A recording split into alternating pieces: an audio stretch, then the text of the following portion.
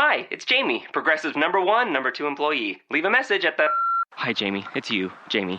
Don't be alarmed, but I think there's a guy following you. Maybe we should get that guard dog we talked about? Nothing too scary. Maybe like a Bichon with an attitude? You know, Progressive's collision insurance covers injured dogs and cats at no extra cost, so... Wait, the guy stood up when I stood up. He's on the phone. He's looking right at me. Oh, wait, it's just my reflection. Don't tell anyone about this. Progressive Casualty Insurance Company and Affiliates. Pet coverage not available in New Hampshire and North Carolina. Guests and authors on these topics and more. It's the Opperman Report. Your guest is here. Okay. Now, here is investigator Ed Opperman. Okay, welcome to the Opperman Report. I'm your host, Private Investigator Ed Opperman, and this show is brought to you by emailrevealer.com. You go to emailrevealer.com, you get an autographed copy of my book, How to Become a Successful Private Investigator. Also, if you think your wife, your girlfriend, your spouse is cheating on you, check out our online infidelity investigation. You give us their email address, we trace it back to online dating websites, and we catch them cheating online. Now, got a big show today, big guest. This is probably the happiest I've ever been about a guest in my life. All the guests I've had and all the history of the Opperman Report, this is the happiest I've been so far. Now, if you're sitting at home and it's Saturday night, 5 p.m., you still got time. You can put your shoes on, put your drink down. You can run over to Darris Theater at 615 Main Street in Boonton, New Jersey, and you can catch Jackie the Joke Man Martling, okay? And he's going to be with Rich Hathaway, Harkaway. And we have today a special guest, Jackie the Joke Man Martling. Jackie, are you there? Hey, what's up? What is that address? I think my wife's cheating on me. Yeah, well, you give me your email address and I'll find out. Okay. Well, I'm not even married anymore. I'm just so paranoid that my wife's cheating on me even if I'm not married. You're not married, huh? Hey, how are you? Thanks for talking to me here. No, I'm doing great, man. I'm so happy to have you on the show. I'm a huge fan. Tell me, Jackie, you got a new book out, right? Jackie the Joke Man. My book is coming out October 24th. Believe it or not, it is selling through the roof in pre-sales. Anybody wants to order it, it's at JackieTheJokeman.com. That's one word, JackieTheJokeman.com. The Amazon page pops right up. And it's great because people are buying. So I heard a couple of people say, listen, I bought a dozen of them because all my family and friends are all fans. So I'll just get you to autograph them, and it's a perfect Christmas present. It's easy to wrap, and it's not that expensive. It's very special, you know, and I guess it's good for the Jewish people, too. So let's just say holiday, and let's not say Christmas. Jeez, what am I doing? Hey, you know what I was thinking? I was looking at your bio on Wikipedia and stuff like that, like all the old stuff, like hot dogs and donuts. Is there a way to get all that stuff bundled in one big package? All that stuff is bundled. You can get the entire 6-CD thing for $20 at Oleo Records. It's online, oleorecords.com. All 6 CDs. They're like 78 minutes times 6. So it's like ridiculous. Like 50 hours of dirty jokes, all completely different. And plus they threw in my insults from my insult mirror. And I think the kids joke. It's a whole big package. Oh, and you get a copy of my crazy theme song from my radio show, Jackie's Joke Hunt. Yeah, so anybody, you could find it. The link, I think it's maybe 6 CD special or whatever, but if you go to Oleo Records, it comes right up. Okay, I'll find the link. I'll put it on my Facebook page. Now, in this new book, The Joke Man Bow to Stern, by the way, great nautical title. I love it, okay? Brilliant. Now, what are we going to find in there? Well, it's about 30 or 40% is about me getting started, finding my way into comedy and finding my way to the Howard Stern show, and then the 60 or 70% is me on the show. All different stuff that happened all along. And it's like a timeline, so it'll be fun for people because, they'll say, oh, I remember where I was when they were in Philadelphia at the rally, and I remember where I was on the Channel 9 show, and I remember where I was, when the movie got made. So it's a chronological trip through everybody's life that was a listener. You know what I mean? So it's nice jumping off places for people. Yeah, I was a listener. I told you that. I was listening to WNBC, and even before that, I used to call the old dial-a-joke when I was a kid back in New York. That was a big deal. Where are you from? I'm from Staten Island. Well, from the Bronx originally, and then Staten Island. So you knew about 922 wine from way, way long ago. We used to put that number down, you know, when you want to give a fake number to someone, you'd put down dial a joke.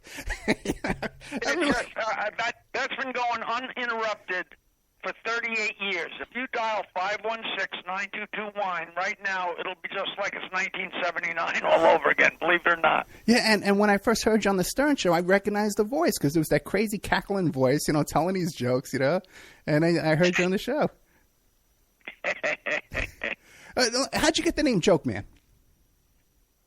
That's one of the great stories in the book. I had the dial joke going, and I got a call one day from Rick Dees in Los Angeles, who had heard of my dial joke, but as my dial joke, I kept making it dirtier and dirtier, and he called up one day and said, listen, I've been playing your dial joke on the air. Speaking of phony phone numbers, he was telling his listeners, hey, I got Tom Selleck's home phone number.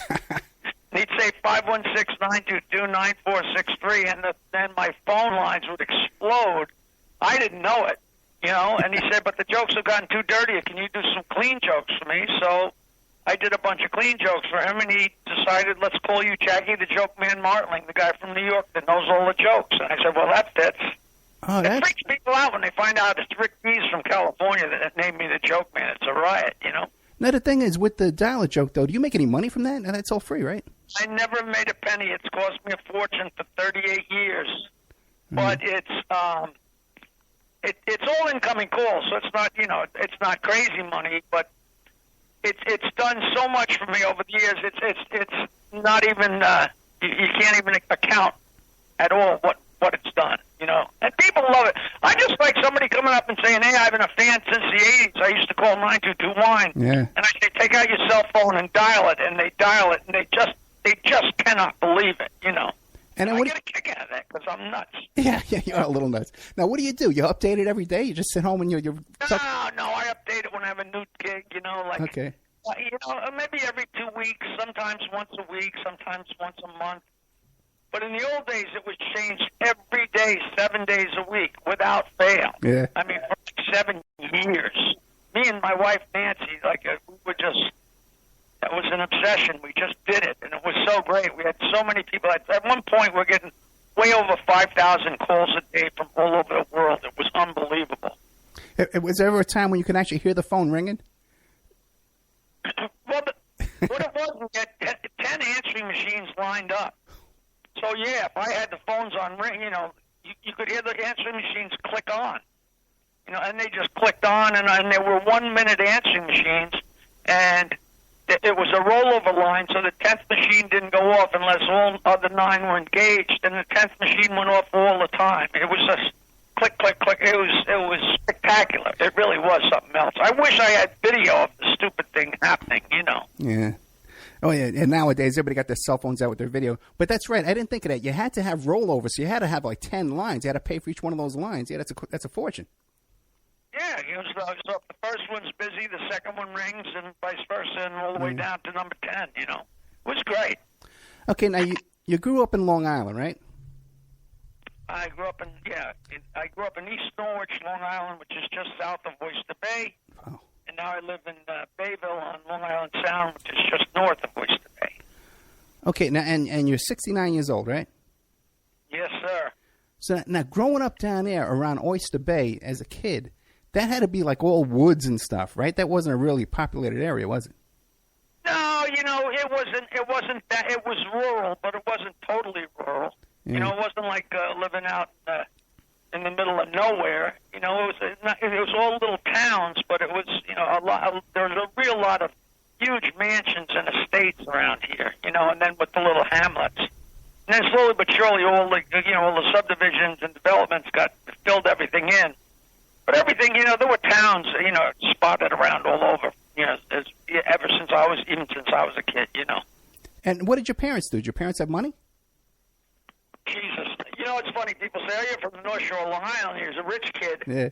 But, you know, the wealthiest people in the world are from the North Shore of Long Island, but people had to do stuff for them. You know, my grandfather, not my great-great-great-great, my grandfather was a blacksmith. Wow. And his blacksmith barn was literally on our property when I was growing up. You know, he died in the 40s. But the blacksmith barn was still there. You know, like, I mean, that's my father's father. That's not going back far. You know, he was a blacksmith. His father was a blacksmith. His father was, you know, my family's been here forever. You know, my father worked for the highway because my great uncle was a huge local politician. I mean, you know, a national politician. The whole first chapter of my book addresses whether or not I'm a Roosevelt. Theoretically, I'm illegitimately connected to Theodore Roosevelt. That's the whole first chapter of my book, and people are going wild. They're really going crazy reading it because it's fun. Yeah, and there's a real good chance it's the truth. Well, they got DNA now. You can check that out. Well, yeah, if you get a Roosevelt to give you the DNA, but then nobody wants to give it to me because they know damn well it's true, you know. We have to go there and dig it up. We have to dig up the corpse there. We're trying to flush them out is what we're trying to do. Now, so if your grandfather was a blacksmith, could you shoe a horse if you had to? Yeah, I could shoe, go away. You know, no, are you kidding? You know, I never was a good rider because I'm still not convinced that they know that we're in charge. You know. Yeah, I could never ride a horse. I'd never get on a horse.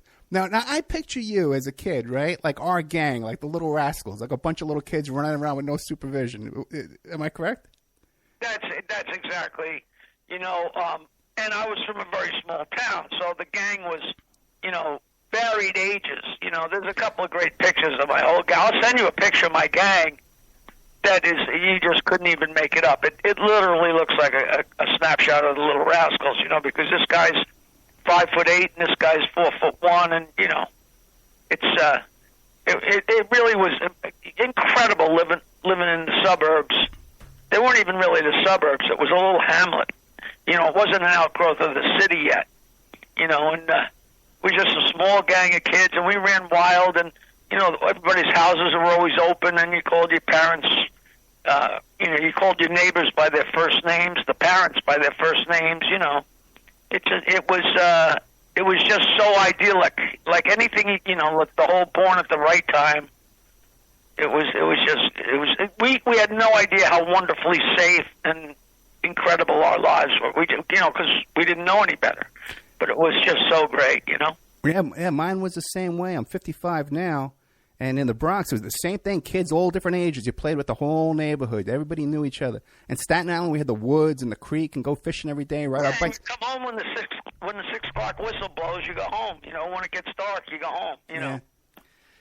Yeah, it's crazy. And now you never had any kids, right? No, we tried, and that's a whole other thing in the book too. You know, we couldn't do that, and it drove a little bit of a spike into our marriage, and it was really hard, you know. But me and Nancy were two crazy people, so we lasted 20 years, which is pretty good. You know, she's still my neighbor. My ex-wife lives 2 doors away, and I double date with her and her boyfriend, believe it or not. So. Well, you always seem to have that kind of open, free-spirited kind of, you know, thing going on. Yeah, well, she's great. My ex-wife was one of my best friends before we started working together, and that caused us to interbreed, you know. It was great fun, you know. Now, when you were a kid growing up, did you think you were going to be a comedian? No. I had no intention of doing anything. I just told jokes because people, you know, I just learned jokes and loved telling them because I love making people laugh forever. But the idea of being a comedian was the furthest thing from my mind. It wasn't even, it's not even like something I considered and rejected. I mean, it was just something, you couldn't choose to be a comedian. I always thought that was like, you know, people got anointed, you know, and I just told jokes, and then I learned guitar because I figured it'd make it easier to get girls, you know, like everybody else, and I started playing guitar, and I just kept telling jokes, and then when I realized at the ripe old age of 31 that I was never going to make a nickel with music, and I knew I wasn't going to get a job, I said, well, let me try telling my stupid jokes on stage, and it worked big time, and everybody loved it, and they still do. So, you know, it just kind of happened. And I had no intention of ever being on the radio, but I sent my dirty joke albums to Howard Stern, and he called me up. You know, and I stumbled in there, and we wound up being really, really good for each other. You know, it's all laid out in the book. So great. If you connect the dots backwards, it looks like I knew exactly what I was doing, but I had no idea what I was doing. I was just one foot in front of the other, and I was a hippie with a ponytail and I smoked pot and drank a lot, and who knows what's going to happen tomorrow, you know? But you never told a joke on stage till you were 31 years old. Huh? You never told a joke on stage until you were 30. No, I told jokes in my bands in high school, and in my band in college, the guys used to get mad because I told jokes. And then I started playing my guitar and playing my songs and telling jokes by myself. But as far as actually getting on stage and telling jokes and getting paid for it, I didn't do that till I was 31, 1979.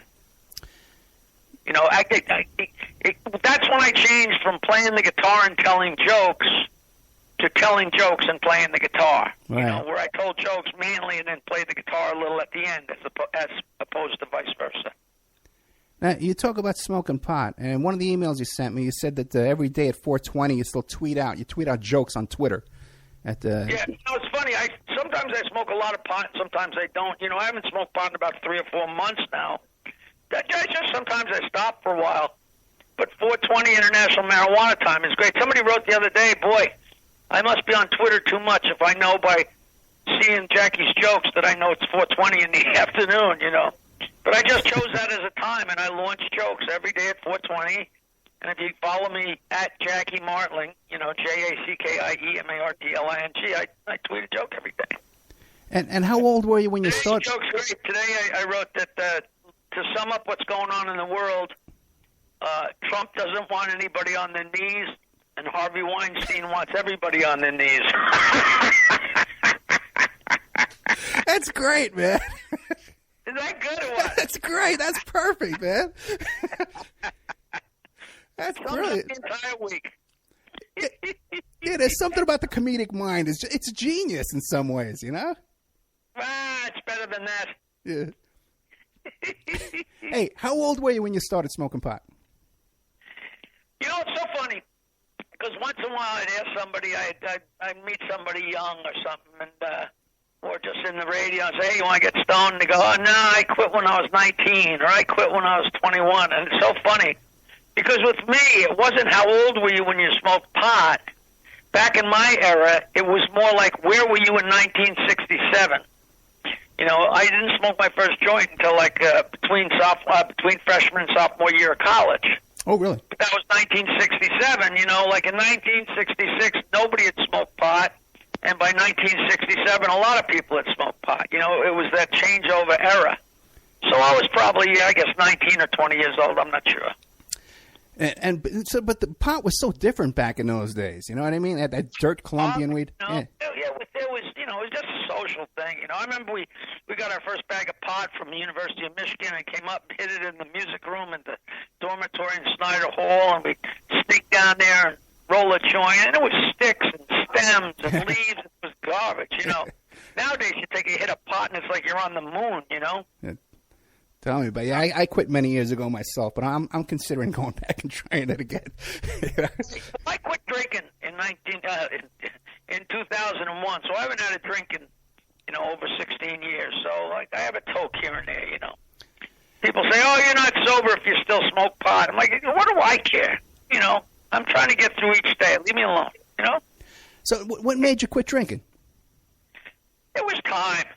You know, for the last however many years, I've been drinking every day, almost every day, for so long.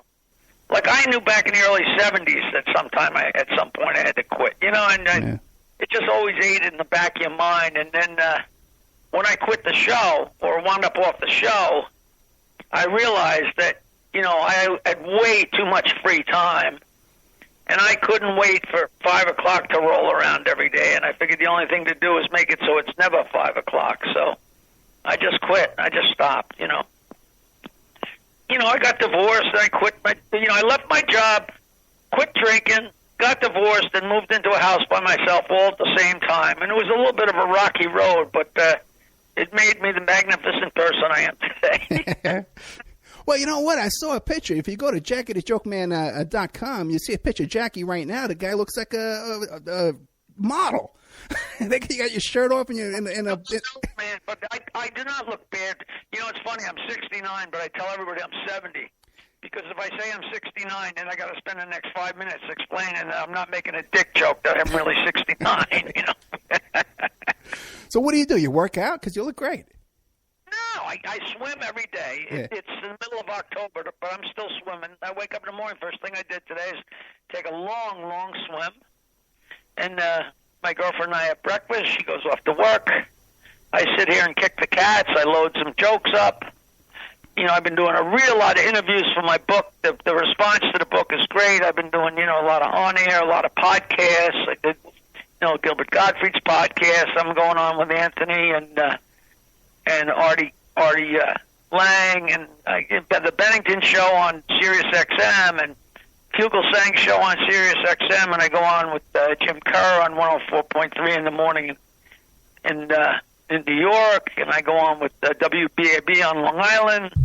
Yesterday I did Joe Piscopo's morning drive show. I'm seeing all these old timers from way back, and we're just having so much fun, and they're so excited about the book because, you know, I've been around a long time. I met a lot of people. You know what I mean? Yeah, I'm going to ask you. Don't worry. But that's another thing, because you work. Because you sent me some stuff where I found these book signing gigs. You're working every day. 6 p.m. Monday, October 23rd at Bookends in Ridgewood, New Jersey. 7 p.m. Tuesday, October 24th, Huntington, Long Island at the Book Review. Oh, every day. That's a big one. All of Long Island's going to be there. I can't wait for that. That's, you know, and the Ridgewood, New Jersey Bookends is a really popular place. That's one of those stops that everybody makes, you know. So these are going to be great book signings. Keep going. Don't let me stop you. 7 p.m. Thursday, October 26th, Barnes & Noble on 86th Street in Manhattan. Where my grandmother used to live, by the way, guys, on 86th Street, okay? Probably the same block. It's so funny because I hadn't been to the Upper East Side except sporadically for 3 decades. Now I'm there all the time because now the 2nd Avenue subway, the Q train goes right up there. It's like, you know, amazing. It stops within a block of the comic strip on 2nd Avenue. It's like a brand new train station, you know, a subway station with a big old escalator, and it's clean, and you feel like you're in Washington, D.C. I think, God, you go New York, it's great. So it doesn't matter where you are, you can get to that book signing, you know. Hey, so when you go around New York, you take the subway and stuff? Oh, I always travel subway, yeah. Now people recognize you? You know, it's so funny. Sometimes 5 people on the subway know who I am, and other times I'll walk around all day and nobody will have any idea, you know. It's very hit and miss with who knows who I am, you know. And what's the most annoying joke that they bother you with? You know, nothing's annoying. You know, like people say F Jackie and they say F Timmy, but all that stuff is just, at this point, it's just, you know, just love. You know, it annoys me when they call me cheap because my friends always would laugh at that because I'm the most generous guy in the world.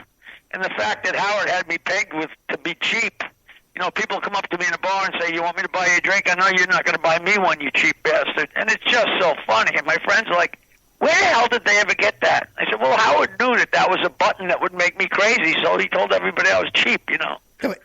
And how ironic. It's so funny because that just shows how in tune with the show they are. Yeah. You know what I mean? Oh, hey, listen, I think everybody has a story about listening to the Howard Stern show in their car and sitting in their car for a half hour before going into the office or going into the car because you wanted to hear the rest of it, laughing out loud. Yeah, everybody, you know, I just heard they were interviewing, my friend Ian Carr and IKA Collective are doing a documentary on me, and they're going around talking to everybody, and I just saw some of the footage yesterday, and he was interviewing Anthony Cumia from Opie and Anthony, and he was just saying how they'd sit on the construction site in the early 90s, and nobody would do a thing until the show was over, which is so flattering, you know, just great. Yeah, I totally believe it. And that period of time with Billy West and the Jackie Puppet, in my office in New York, I had an employee, this little girl, Christy, and I would do the Jackie Puppet voice all day long, tormenting this girl as her voice, you know, like making believe it was her. Now that's got to be that period of time. That's one of those, you know, that's one of those voices that everybody can do. You know what I mean? So everybody gets a kick out of it. You know, everybody says that I do it the worst, which is so fun. Billy West is still a dear friend. He's a great guy, and he's all over the place. And they interviewed him for the documentary, and he's just so kind to me, you know. Hey, just think of the irony that Howard portrayed you as this cheapskate, right? he's the one that didn't want to pay you. You know what I mean? Please, don't even get me started. Everybody's like, well, it was only a little bit of money to you. And I'm like, well, if it's only a little bit of money to me, how little is it to them? You know what I mean? Yeah. But it was all great. It's all fine, you know. But also, too, like, in a way, like, looking back, don't you think, you know what, man, I would have done it for free? Yeah, if I would have done it for free, if I still would have wound up sitting in the house I'm sitting in. I mean, I live in an incredible home on Long Island Sound. It's not a mansion. You know, I live in a regular, nice house, but it's on the water with a nice piece of property, which just doesn't happen in this area on the water. And I'm just the luckiest guy in the world. And if I hadn't fought for the money that I fought for, I would have never gotten to where I got this house. But did I love every second of it? I really did. I enjoyed every second. I had no complaints about the show or anything that went on in the air or the ball breaking. I mean, some of the crap he said to me about me, I wrote. I mean, you know, it was one for all for one. But I just wanted them to share the money a little more, you know. And you know what? It's business. Like, you think you're worth one thing and somebody else thinks you're worth something different. You know, that's why there's negotiations, you know. So there's no hard feelings anywhere. But I don't regret a thing. I don't regret leaving, but I don't regret hanging in there for so. I mean, I was so tired for so long. I mean, you know, because I have no self-discipline. I had the self-discipline to be in that chair at 6 a.m, but I didn't have the self-discipline to, you know, to get in bed and get a good night's sleep. You know, I was running wild for 15 years. You know. And how often would you show up without sleeping all night? No, not that often. No. I maybe misquoted there, but you know, I wouldn't get enough sleep. Yeah. You know, there were times I showed up with, you know, half-hour sleep if I was out really late after a gig and drinking. I mean, I didn't just go out drinking, but if I had a show, I would drink after a show like crazy. You know, so yeah, and it was always fun. You know, sometimes I'd be so hungover, and we'd get done with the show, and I'd look at the big stack of notes that I had written for Howard, and I'd be like, who the hell wrote those? It's hysterical. Now, did you ever drink or smoke during the show? No, never. We did a couple shows, like I think 2 times or maybe a few more, where we called it the drinking show. We actually drank on the air. Yeah, I remember that. And that was fun. I remember one time we did a drinking show. I think I drank about 10 Bloody Marys, you know. And it was so funny because I remember Stuttering John was sitting there talking to Howard, and his Bob Dylan's son, Jacob Dylan, was sitting there. And John was, you know, mumbling and stumbling and spilling his beer on Jacob Dylan. It was so funny. And while Jacob's talking to Howard, I was doing my Bob Dylan impression. Way in the back, I was going, Jacob, mow the lawn. You're not going to get your allowance, Jacob, unless you mow the lawn. Oh, God. Now, you know me, I was peeing my pants laughing. And John was spilling beer on him, so I guess that's why we didn't drink a lot during the show. Hey, now what about those crazy parties when you would go to scores and stuff like that? Would Nancy ever get jealous? No, she didn't. She really didn't care. And the funny thing is that sometimes I get booked out of town, and sometimes I get booked in Las Vegas. And in those days, there were no direct flights to Las Vegas, so I had to go to America West and go to. You know, there were direct flights in the morning, but not after we get off work. So I had to fly to Phoenix and then to Las Vegas, so it was tough. And so I'd get a flight that was like at noon or 1 o'clock to go to do my gig in Las Vegas, and then all of a sudden they'd have a scores party, and I wouldn't be able to go to the scores party because I had to get to the plane, and then Howard tell everybody, oh, Nancy booked a gig for Jackie, so we wouldn't be able to go to the scores party. When meanwhile it had been booked months in advance. It was so funny. You know, it was all theater. You know, yeah. She knew I could care less about hookers. Look, if I wanted to chase a girl and get laid, I could do that without, you know, having some stripper do it. You know, and you know, those parties were really fun, but they were more fun for the bonding than the women. You know, like Billy West and me and Dominic and Stuttering John and who, you know, Chuck Norris. We had a whole cast of characters that would come along, and we'd have so much fun. You know, we'd bring the midgets, we'd bring the little people from the Radio City Music Hall show. Oh, just the times were great. Do you have any home movies of that stuff? No. You know, Oh, man, just think. If it would have going on today, everybody has those iPhones. It would be taking videos all the time, you know? Jesus Christ, that's so funny. The funny thing is nothing really went on. I would love to tell you it did, but it wasn't like somebody said, hey, I'm going in the back room with this girl. I mean, everybody, we just all got massages and got lap dances and laughed our asses off, and it couldn't have been more fun, But it was not a sex orgy, Yeah, I had the guy on the show, the guy who wrote that book recently. He became an informant. He owned stores. He became an informant. The gay guy. He was gay, one of the owners. I don't even know which guy that is. I don't remember his name either, but it was a good guess. But now, what about that story about Howard gave a Mercedes to one of the dancers? Gave a what? A Mercedes. He gave a car to one of the dancers. I certainly never heard that story. It was on page 6. Oh, please. I've been off the show for 16 years. Yeah, I know. I didn't listen to the show when I was on it. I have no idea what the hell's going on over there. No, this is during that time. This is during the period when you were there. I do not remember that story. I would remember that story, but I'll tell you right now, he didn't give no Mercedes. I don't think he gave his wife a Mercedes. I don't think he'd even give himself a Mercedes, for Christ's sake. Well, maybe not in those days, but just recently he gave a car to Robin, right? How come he's so generous with Robin, but not with anybody else? Here, please. Look who you're asking. I know. That's right. I guess if you knew, right? No. Yeah, I mean, not that she doesn't deserve a car, but, it was funny because in the old days, at Christmas time, Robin would do a story, and she'd go like, oh, look at this, Howard. All of Oprah Winfrey's producers woke up, and there was a new car in each of their driveways. And he'd go, next story, Robin, next story. Look at this. Drew Carey took his whole staff to Hawaii for a month. Next story, Robin, next story. Hey, you mentioned Stutterin' John, right? Are you still in touch with Stutterin' John?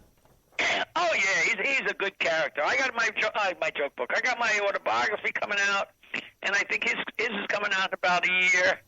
And, he's a good egg. He's crazy. We have our little feuds, and we break balls. But he moved to Bayville. He lived a couple blocks from me for a couple of years. He moved out here. His wife wanted to come to Long Island. He said, I'll come to Long Island if we can live near Martling, So our wives and us went away together and skied, and he's a good egg. He's a good egg. He's out in California. He's in beautiful Los Angeles. Now, what about Artie Lang? Wrote the foreword for the book. Yeah, he's a real good guy. Me and him have become kind of pals. It's so funny because people say, "Oh, it's so great you and Artie are getting along again," and that's crazy because we never didn't get along. He came on the Stern Show like 8 or 9 months after I left. There was no crossover whatsoever, But people just were under the impression that, like, he bumped me out of the chair or something like that. No, he's a real good egg and a real funny comedian, and and he's in a great new show called Crashing on HBO. That's really great, and I'm really thrilled for the guy. Hey, speaking of which, I'm in a sitcom pilot that's kicking ass. It's called Shoot Me Nicely. And if you go to shootmenicely.com, it's spelled just like it sounds, shootmenicely.com, the trailer's there, and it's a sitcom pilot, but it also works as a short film. And we just had the greatest thing happen to us. It's written and directed by Elias Fagiano, who's a really talented, really good friend. Years ago, he said, Jackie, I'm going to write a pilot, and I'm going to put a role in it for you. And he did it, and I'm in it. I play a landlord. But we got Linda Hamilton in our pilot, and she loves the show, and she's staying with the show, and it was just announced that Linda Hamilton, James Cameron, and Arnold Schwarzenegger are going to do a sequel to The Terminator. So how much that is going to help our sitcom so much. I just, what are the odds of that ever happening? That's so great, And where do you think this will come out? Like Netflix, HBO?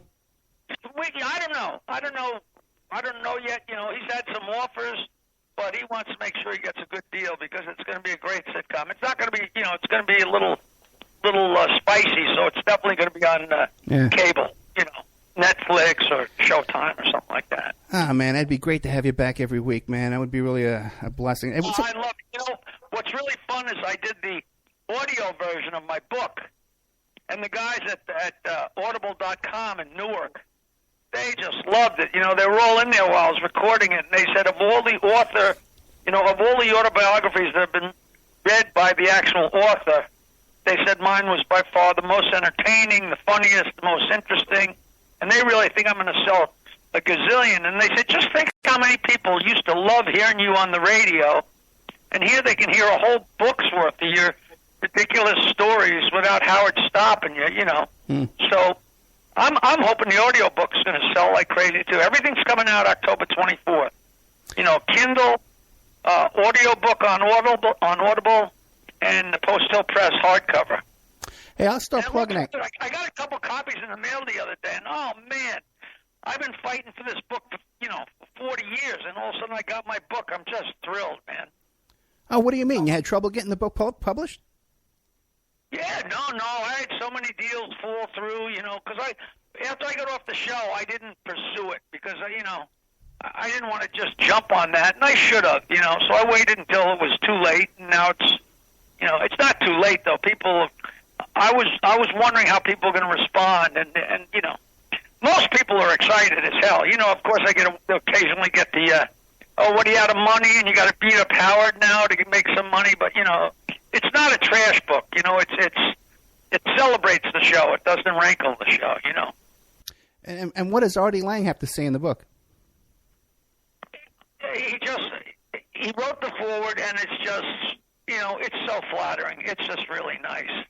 He explains how he got introduced to me and the show, and it's, I don't want to give the whole thing away. It's just really, really good. And he read the foreword. So the foreword of the audio version has Artie. Oh, great. Artie's voice doing the opening. So it's just like, it's really a pretty decent thing right along the way, like Artie and me in the audio version, and then the the hardcover with a bunch of crazy pictures, and according to everybody's buying 100 books. So, if I sell any at all, I'll get to do a second one, and I got the second book, all, believe it or not, completely written already. Because I took everything I had written and I had to choose this book, and it was Sophie's choice. There was so much that just didn't make it into the book. There just isn't room. I have another 300 pages, and I'm not even exaggerating. I mean, it's in my computer. I could do volume 2 tomorrow. So if I sell a few books, I'll get to do the second version. Well, I got an Audible, one of those affiliate accounts, so I'll be promoting this thing. Great! Oh, I'd love that. I'd love that, man. Anything is appreciated. Yeah. Hey, now what about because by the way, Artie was a fan of the show before he came on the show, so I can't see him having a problem with you whatsoever. No, never. Yeah. Now, what about during that period of time? A certain character in New York named Donald Trump used to call in all the time. Now, he came on all the time. He's a piece of crap. He's a walking, talking piece of crap. He used to come on the show, and he just, he didn't even. I don't think he even knew Howard was in the room. It's just a pompous piece of dirt as far as I was concerned, and that's still what I think. I just hope he doesn't get us blown up. Did you vote for him? You didn't vote. What? Did you vote for him? Oh, of course I did. No, I didn't vote for him. Are you kidding? Were you a Bernie guy? There's people down by the post office sitting there with Trump posters, and I walk by every day and, and curse them out, Were you a Bernie guy? No, not really. My ex-wife was a Bernie guy. I liked Hillary, and I just, it's the whole thing is a sewer. Yeah. It's like having a non-smoking section on an airplane. Politics is a sewer. And Bernie's dreams might have kept Hillary out of the White House. I mean, who the hell knew? I don't know enough about anything. That thing about Trump doesn't want you on your knees, and Weinstein does. That's about as political as I get. You know what I mean? Well, what can you tell us about Trump personally, like when you would meet him? I know nothing about him except my theory is that he knows absolutely nothing about women. Because he went to military school and didn't hang around with anybody. Then he married a woman off the boat. And then he dumped her for a model, and then it was all over the New York press how great he was in bed, but those were called in by his publicist, and it turned out the publicist was him. And then he dumped her and took another girl off the boat. And then he got caught talking to Billy Bush on the bus, and the things he said are not things that guys, I know, I've been in show business my whole life, and I know how guys talk about women, and I know how they can be, rude and crude, but there's also a dialect. I know every horny guy in America, and out of all the horny guys, I don't know one guy that ever walked up to a girl and just grabbed her crotch. Guys don't do that. That is no way to fool. That's no fun or no pleasure for you, her, or anybody. And for him to say, yeah, I just go up and grab him by the crotch, that's like a baseball player saying, yeah, I just walk out and aim at the goalposts. It's like, no, it's baseball. There's no goalposts. I mean, it's that inaccurate. He's a moron. He's a posing moron. He wants everybody to think that he's a pussy hound, and meanwhile, he probably needs a roadmap to get to it. And I really mean that. I mean, he's an idiot. When you say it, that it's so true, because we're both, you hang around guys, bars, and stuff, and you talk about girls, but you don't talk about like molesting people or like, you know what I mean? It's, just walk, and I just walk up to him and start kissing him. Yeah. Every horny musician in America, and I don't know one guy that would walk up to a girl in a bar and just start kissing her. He might walk up and say, hey, baby, how you doing? Or even go and say, hey, baby, you want to go out to my car? But nobody walks up to a girl and starts kissing her. That's either stupid or a lie. It just shows that he doesn't, it's like a fifth grader not knowing what to do. I can't believe more people didn't call him on that. People saying, oh, he's so rude and he's a molester and he's a chauvinist. And I'm like, no, he's an idiot. He's lying. Like a guy bragging about robbing a bank. He didn't do it, or if he did it, it's if he walked up to a girl and grabbed her crotch, I'm sure she'd look at him like, what planet are you from? Not how rude are you or how horny are you, more like what planet are you from? It's so funny because we're talking about this and I got my hand on my own crotch. I love you, man. Now, when he would come into the studio, though, it was just like arrogance. It was just so arrogant. Is that what it was? Yeah. Would he come alone, or would he bring people with him? He don't worry about anything his whole life, Yeah. So he's a miserable bastard. So. Would he come alone, or would he bring people with him? As far as I know, I think he always came alone, but he might have had somebody with him out in the studio. But as far as I remember, he was always alone. In your wildest imagination, did you ever dream he would be president someday? Oh my God! I wouldn't even let myself worry about that. You know what I mean? I mean, in my mind, there's no way that our country could ever be that stupid.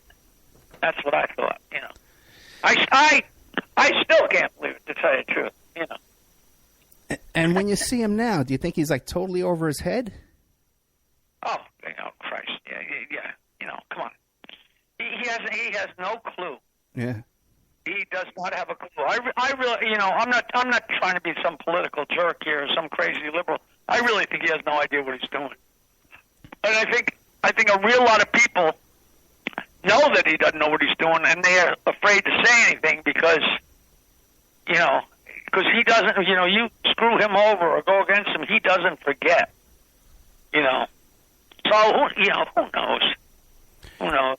Yeah. And you knew him. You knew him. Trips in the shower and breaks his neck. That's the only thing we can win. You knew him back when he was kind of sharp too. Like his mind was a little quicker back in those days. If you look at him now compared to the debates, it's a different guy. His mind was quicker during the debates than now. No, I don't watch close enough to even know. Okay. Because he just there's so much garbage up there. He's like the typical guy that's got to remember which lie he told last. Mark Twain had a famous quote. He said, "If you tell the truth, you don't have to remember anything," which is astute. That means if you always tell the truth. Like people always ask me about leaving the Stern Show, and I'll start talking about it, and they'll go, well, that's what you said 15 years ago. I said, well, of course that's what I said 15 years ago, because that's what happened. I don't alter my story as time goes on. You know what I mean? Yeah, that's right. Hey, now what about, because back in those days, that's when Mike Tyson was still with Robin Givens. And what do you know about those stories about possibly Stern dating Givens? Those are true, right? Who knows? You don't know. I don't know. I think he went on some dates with her, but, as far as I know, Mike Tyson wasn't in the car with him. What do you know? What do you know about Trump? It's so funny because so many people along the years would accidentally say Robin Givens instead of Robin Quivers. Yeah. And then all of a sudden he's supposedly dating Robin Givens. It's just so funny, Oh, really? So you don't? I'm pretty sure it's in the book. I think Robin Givens admits it. And what do you know about Trump dating Robin Givens? No, but he wasn't. He never cheated on his wife. If he went out with her, it was a date. Okay. There's nothing wrong with dating. I mean, if they went out, it's certainly something that needed to be hidden. I don't think. I just don't remember. No, I think it was. I think it was after. The case of not caring, I think it was after the divorce that they were dating. Hey, but what about Trump? What do you know about Trump dating Robin Givens? Anything about that? I know so little about Trump. Okay. To quote my old friend Richard Belzer, they have not come up with a unit of scientific measurement that could express how little I give a flying crap about Donald Trump. Hey, now what about one last Trump question, okay? And I'll never bother you again.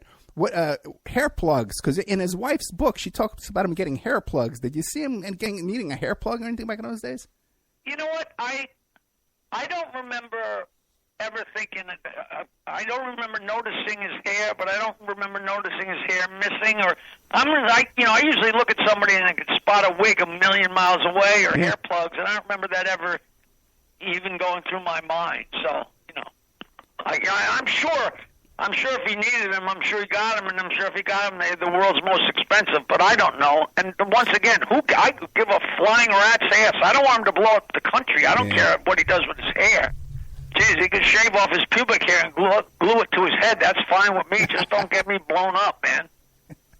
Hey, now what about Howard Stern? You hear these stories all the time about he's wearing a wig, he dyes his hair. What do you think about that? Next question. I'm not. I don't care. I don't know. I never thought that. Please, I got everything I can do to try and keep the little hair I got still going. I don't give a crap about anybody else's hair. Okay, but you've been swimming with Howard, right? I've been in the water, yeah, Okay. Well, of course, when he goes in the pool, he takes off his wig and leaves it on his chair, of course. You idiot. I love you, man. Hey, okay, now what about... I do know, he does wear a merkin. What is a merkin? Do you really not know what a merkin is? It sounds familiar. What is it, though? In the old days, when the prostitutes got all diseased, they'd have to completely shave themselves to get rid of their diseases. But then they didn't want their Johns to know it, so they used to have actual pubic wigs. A merkin is a pubic wig. Look it up, Merkin. I'm going to have to look it up. How do you know that? I've known that forever. God. We had a baseball team in Oyster Bay called the Merkins. Hey, now what about when you left the show and stuff like that? Did you have to sign any kind of non-disclosure or any kind of privacy agreements? Yeah, I had to say that I promise I will never tell anybody that Howard Stern wears a merkin. You just did your broken. No, I can say and do whatever I want. I don't care. Hey, I'm 69 years old. I might not be here tomorrow. I'm doing whatever I want, and I really do whatever I want. I just did a couple of little movies and I did a sitcom pilot, and I got another one on the line, and I got a documentary coming out. My book just came out, and I'm in heaven. Like if somebody decides they want to come after me for something, I'm like, do it, please make my life interesting. Yeah, it sounds like you love to work, and love to create. You never... I sit down on my computer and I pump. That stupid joke about Trump on his and Harvey and the knees. That just came to me last night, and I was like, that is so funny. I must have texted it to 100 people. It's like, I'm sure it's been said a billion times, but it really succinctly said it just right, Well, I haven't heard it before. There's one podcast I do that's really great. I do David Feldman's podcast, and he talks to the most, the most astute, brilliant, wonderful political comedians and funny comedians and legendary comedians, and then he has me on, and I do like 10 or 15 minutes worth of the filthiest, wildest dick jokes, and he just goes berserk. So I'm like the comic page to the David Feldman podcast. So I dare anybody to give a listen to that. It's unbelievable. Hey, so like when you write a joke and you go back a year later and you read it again, do you laugh out loud? Well, I don't really write jokes. Like that Harvey joke, that's very rare for me. Like that's what I used to do on the Stern Show, depending what was going on in the news. That's very typical of something I would have written when we're sitting there. But I just tell old jokes. I don't care about writing jokes. They've all been written before, that Harvey joke is just so typical because you take a spoonful of whatever's going on. You get so you can walk down the street and see the New York Post headline, and you almost could write the jokes that Leno was going to say that night. They write themselves, Yeah. Now, when you were there on the Stern Show every day and these starlets were coming in, these young actresses and stuff, did you hear any of these rumors about Harvey Weinstein? You know what? I always thought that guy was an ugly hedgehog, and I couldn't believe that his movie company was doing that because I'm a very shallow guy, and I'm thinking that is an ugly, horrible, fat pig of a man.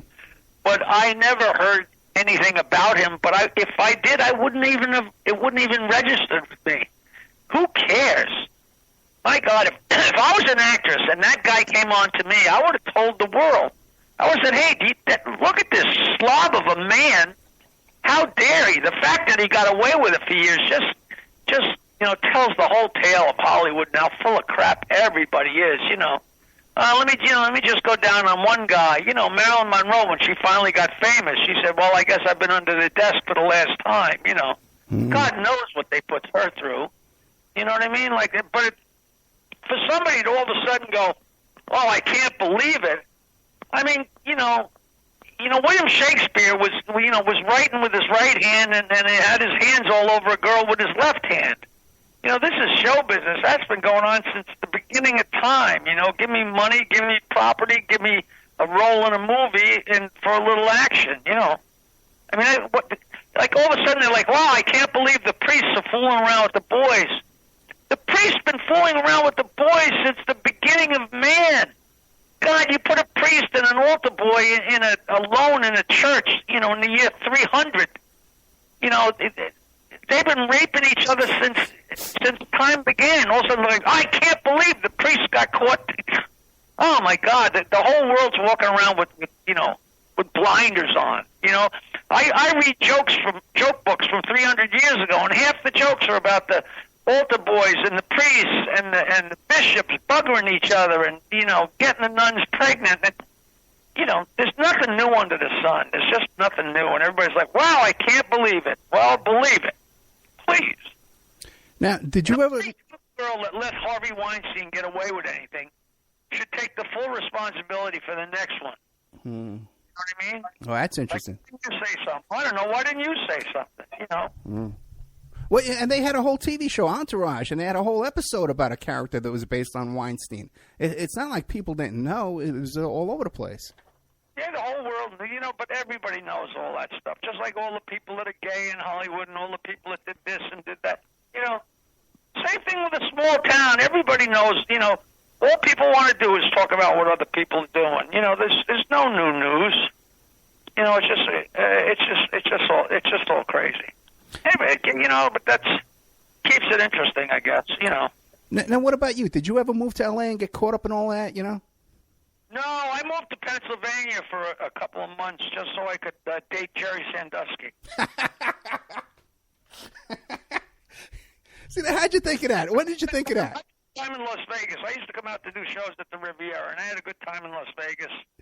And I've been to Los Angeles, back and forth a bunch of times, but I never got caught up in anything, I was never famous enough or an actor or a sitcom star or anything like that, When I got semi-famous, it was because I was on the radio at 6 o'clock in the morning, which kind of cuts into your, except for going out and drinking and doing my shows, I wasn't doing a lot, All right, we got a commercial break. We're here with Jackety Joke Man Martling.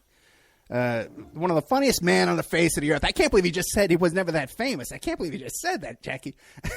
His website is JackieTheJokeMan.com. We'll be right back with more of this. His book that just came out, you can find it on Amazon. You can pre-order it. The Joke Man, Bow to Stern. We'll be back with... You should go to JackieTheJokeMan.com. Go right now, JackieTheJokeMan.com, and buy a copy, damn it. There you go. We'll be right back after these messages.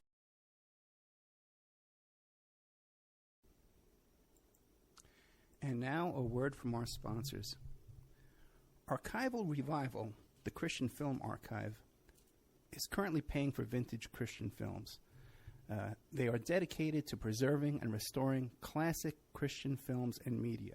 So if you have an original prints, negatives, or other film elements of classic Christian films, or you have audio recording masters for classic Christian record albums, they want to buy them from you. So email archival.revival@gmail.com, and they're going to make you an offer. Archival Revival wants to preserve these classic Christian films so that they continue saving people for years. These films have brought people to salvation. They want to continue that. Their staff has decades of experience in handling and preserving of film elements, and they utilize the very best climate-controlled film storage facilities around the world. Contact them today at archival.revival@gmail.com. If there's someone you know has these prints, negatives, recording masters, or other materials from vintage Christian films, you can check out their blog at archivalrevival.blogspot.com. Now, just so you understand, Archival Revival wants to pay you for these films. So you can look in your church attic, in the church basement. If you have a friend who runs a Christian youth ministry or these youth vacation Bible study camps, they have these old films in those big metal containers, 16 millimeter and 35 millimeter. Archival Revival wants to buy them from you. So this is a sponsor that actually wants to give you money. And all you have to do is contact them, tell them what you have. If you're in the UK or Ireland or Africa, these films are all over the world, and they're gathering dust, and they're going to deteriorate if they don't get into the hands of Archival Revival. So that's archival.revival@gmail.com, or the blog spot is archivalrevival.blogspot.com.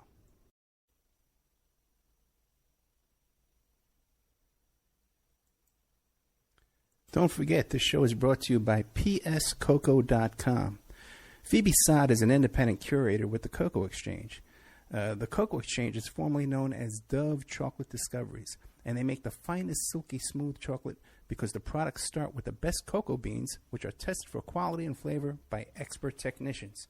The Cocoa Exchange offers not just premium chocolates, but anything from sauces and spices to brownie and cake mixes, and even coffee and martini mixes. If you wish to treat yourself or someone you love to a sweet and tasty gift, then the Cocoa Exchange is the brand for you. So you go to pscoco.com, you click on the Shop Now button.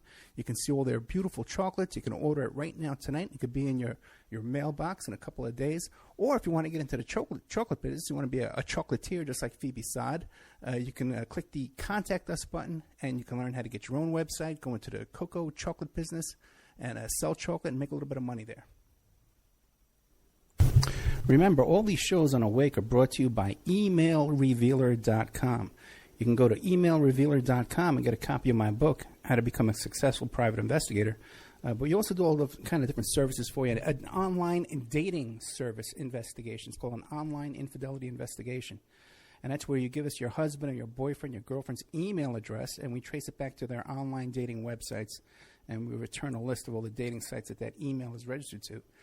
We can expand on that investigation and trace it back to porn sites, escort service sites, swinger sites, even gambling websites, and even prescription drug websites. If you think your ex-husband or something is addicted to prescription medication or involved in a extreme online pornography addiction, we can produce a report for you that you can use in court. Adoption investigations. If you want to locate your birth parents or your birth child you gave away for adoption, we can do adoption investigations for you. Asset searches for you. Locate bank accounts, hidden assets, hidden properties, hidden income, all different kinds of services in the asset search investigation. Email tracing. If you need to locate or identify somebody from just an email address, we can do an email trace investigation for you. And all kinds of digital forensics, computer and cell phone digital forensics, where we can recover deleted content from an email or a hard drive and produce a report for you that you can use in court. That's emailrevealer.com, or you can contact me at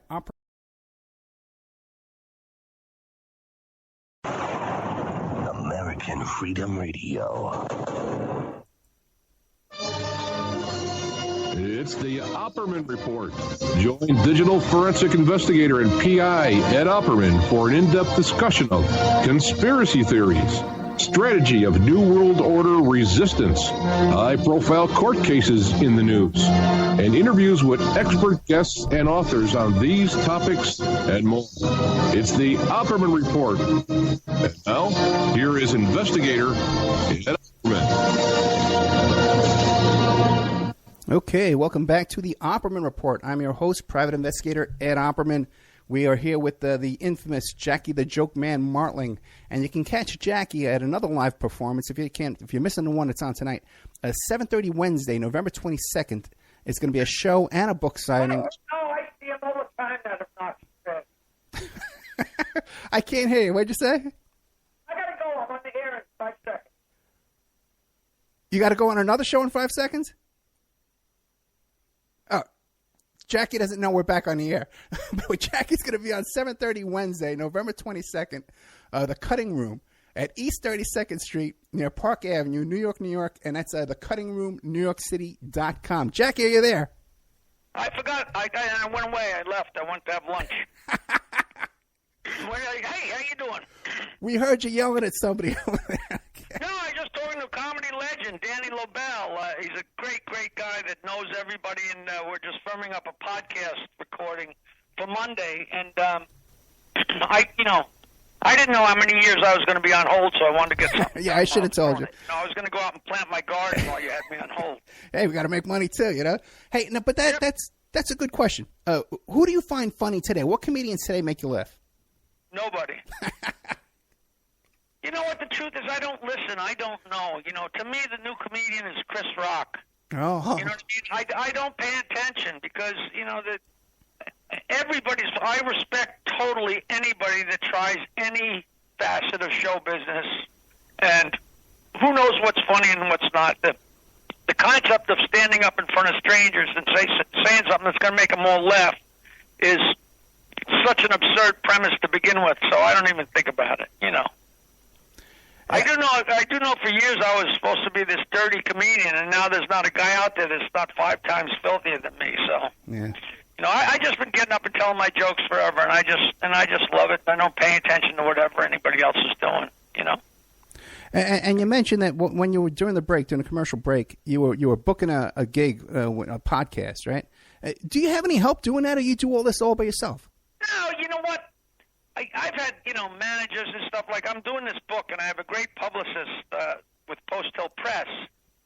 This woman, Devin Brown, she's really wonderful, and she's getting me a lot. But I like dealing with the stupid club owners and arguing and finding out where I'm working. And, you know, to me, to have somebody in the middle of it just makes it all that much more confusing. You know, it's not like somebody books me for $30,000 and then gives me my flight information. You know, I'm jumping around the tri-state area and having fun and doing an interview and doing a commercial. And, you know, I like the guts of the whole thing. That's what I do. You know, it's not like I'm doing something else during the day that eats up my time. You know, I like piddling. You know, I really do. I always have. They always yelled at me because I was my own manager and agent. But, you know, I do it better than anybody else, you know. Well, maybe not, but I enjoy it. You enjoy it. I can tell you enjoy it because you're just going back and forth. Yeah. It's a goof. Yeah. It's a goof. You know, dealing with idiots like you. Yeah, I know. No, but I tell you, you know what? Hey, listen, a lot of guests, they're like divas. You know what I mean? You don't want to deal with them. But the second email you sent me, he sends me a bunch of jokes. He sends me a list of jokes. I'm sitting there reading the jokes. You know? Well, you know, I'm just goofy. You know, I send out jokes like that once a month to everybody. And when I meet somebody new, I put them on the list and I send them out the email that had gone out that month already. You know, and you can tell your listeners, jokeland@AOL.com. I answer all my own email. JOKELAND, jokeland@AOL.com. And if you email me, you wind up on the list, and you get a pile of filthy jokes every month, including some jokes for the kids. And I tell everybody where I'm working and what I'm working on. And it's like everybody's newsletters, except my newsletter has billions of filthy, repeatable, dirty jokes, which makes it a little bit more interesting, Yeah, I already told him. I told him the night I got that email. I said, this is the greatest thing. You email the guy, and he sends you all these jokes. It's the coolest thing in the world. Now, and I'm the same way, too. Listen, you're right. Chris Rock, he's the newest guy to me, too. You know what I mean? I can't keep up. But when you were coming up, though, growing up, who were your big influences? Who did you look up to? Well, I wasn't a comic. I had no intention of being a comic. I loved watching Red Skelton, and I used to laugh my ass off watching Red Skelton. And then in the 70s, I, of course, loved Rodney Dangerfield. And then when I crossed paths with him and wound up hanging out with him a little bit, it was like I died and went to heaven. But I wasn't a guy that, bought the Robert Klein album or bought Cheech and Chong albums and studied them. I was a joke teller. I bought the Red Fox albums because they were loaded with filthy jokes.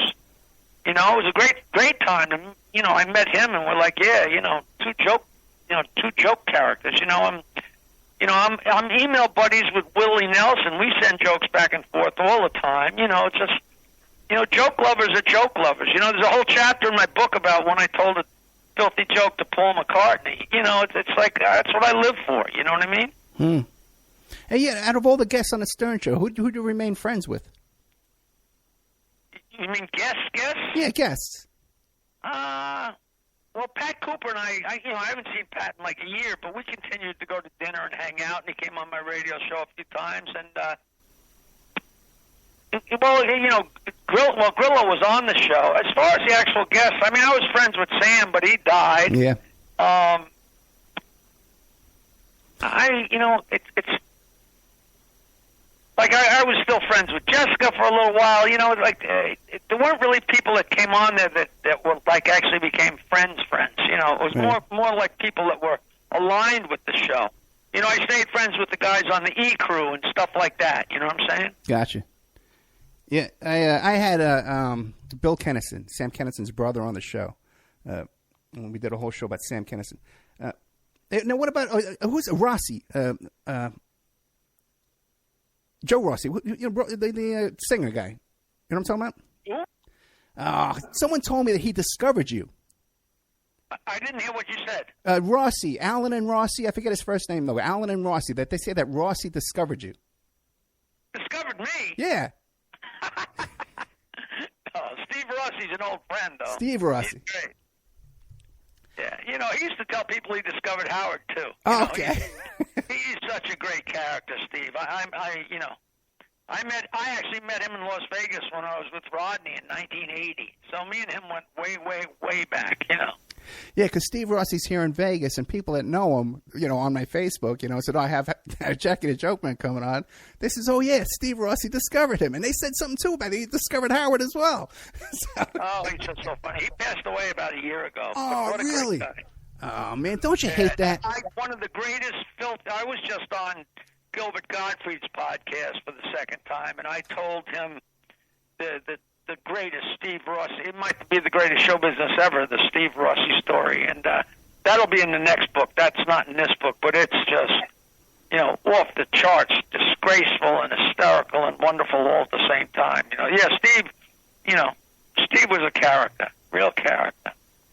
Hey, what about people like Maury Amsterdam and Henny Youngman? Were they a big influence on you?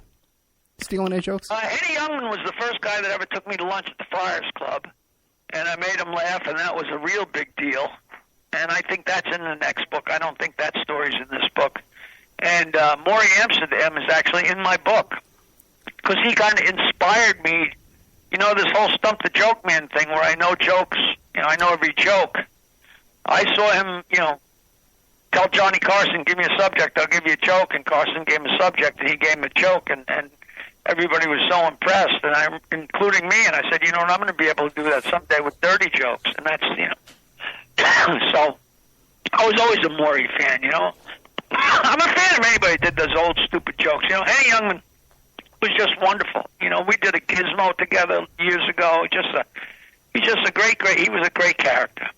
When I was a little kid in New York, Henny Youngman's phone number was listed in the Manhattan phone book, and I used to call him up when I was like 8, 9 years old. Yeah, and he'd say, well, I'm sure he'd say, don't forget me when it's time for your bar mitzvah. All kind of stuff like that. And Maury Amsterdam, I ran into him in Fort Lauderdale when I was like 25 years old. He was having breakfast. I went over, said hello to him. Wonderful guy. The Friars Club. When did you join the Friars Club? I joined the Friars Club so long ago. I was the first guy out of anybody. And I'm not counting, Bill Cosby and George Carlin, the guys that had actual record deals and put out records from a company. I'm the first guy that made his own homemade records. And I was selling them at the door at my gigs in 1979. And I was down in Fort Lauderdale, Florida, and I took them with me and sold them there. And then I got booked in the Catskills in like 1984. And I went up to do a gig, and I saw that Freddie Roman was appearing in the big room. And I had met him in Florida years ago. So I went up and checked in, and I was on my way downstairs to go see if I could find him, and he was on his way up the stairs. I said, I was just going down to look for you, and he said, I was just coming up the stairs to look for you. I'm like, holy Christmas, Freddie, you remember me? He says, what do you mean? He says, nobody ever handed me their album before when I walked into a comedy club, and and at the time, still nobody had done it. It was 5 years later, and I said, listen, I love that Friars Club, and he sponsored me, and Freddie was the dean of the Friars Club, and the dean of the Friars Club was my sponsor, and I interviewed and became a friar in, I think, 1984. So I've been a friar a long time. 35 years, And you still go down there? Yeah, I was there like 2 nights ago, And I'm having a big book warming party. It's a private party, but a big book warming at the Friars Club. And, it's a wacky little place, Hey, we were talking before about Steve Rossi, right? And Pat Cooper. Like a lot of guys like Pat Cooper and George Takei and stuff like that, they got a whole career, a whole new life, just by their stints over there on the Howard Stern show, right? Oh, Pat is one of the funniest guys in the world and always has been. And he's always continued to shoot himself in the foot, and he doesn't care.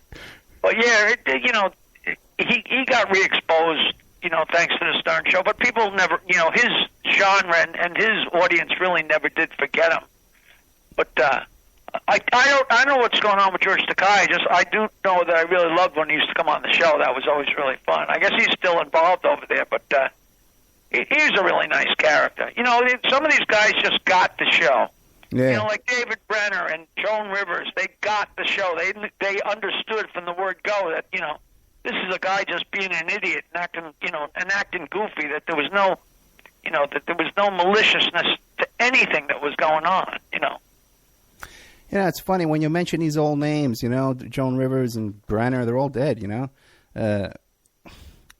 Isn't in some way that comedy gold, man? Because, can you think of any other comedy in general, day after day after day, 5 days a week, year after year, there was comedy that quality as the Howard Stern show of that time? Can you, in history, maybe Sid Caesar? What can you think of? I don't know. People ask stuff like that, and you can't answer when you're on the inside, right? Because that Sid Caesar show was so legendary because they did 90 minutes every week. But if you go back and look at it, it's not to be an idiot, but so much of it is so hit and miss. And the Marx Brothers, the classics of all time.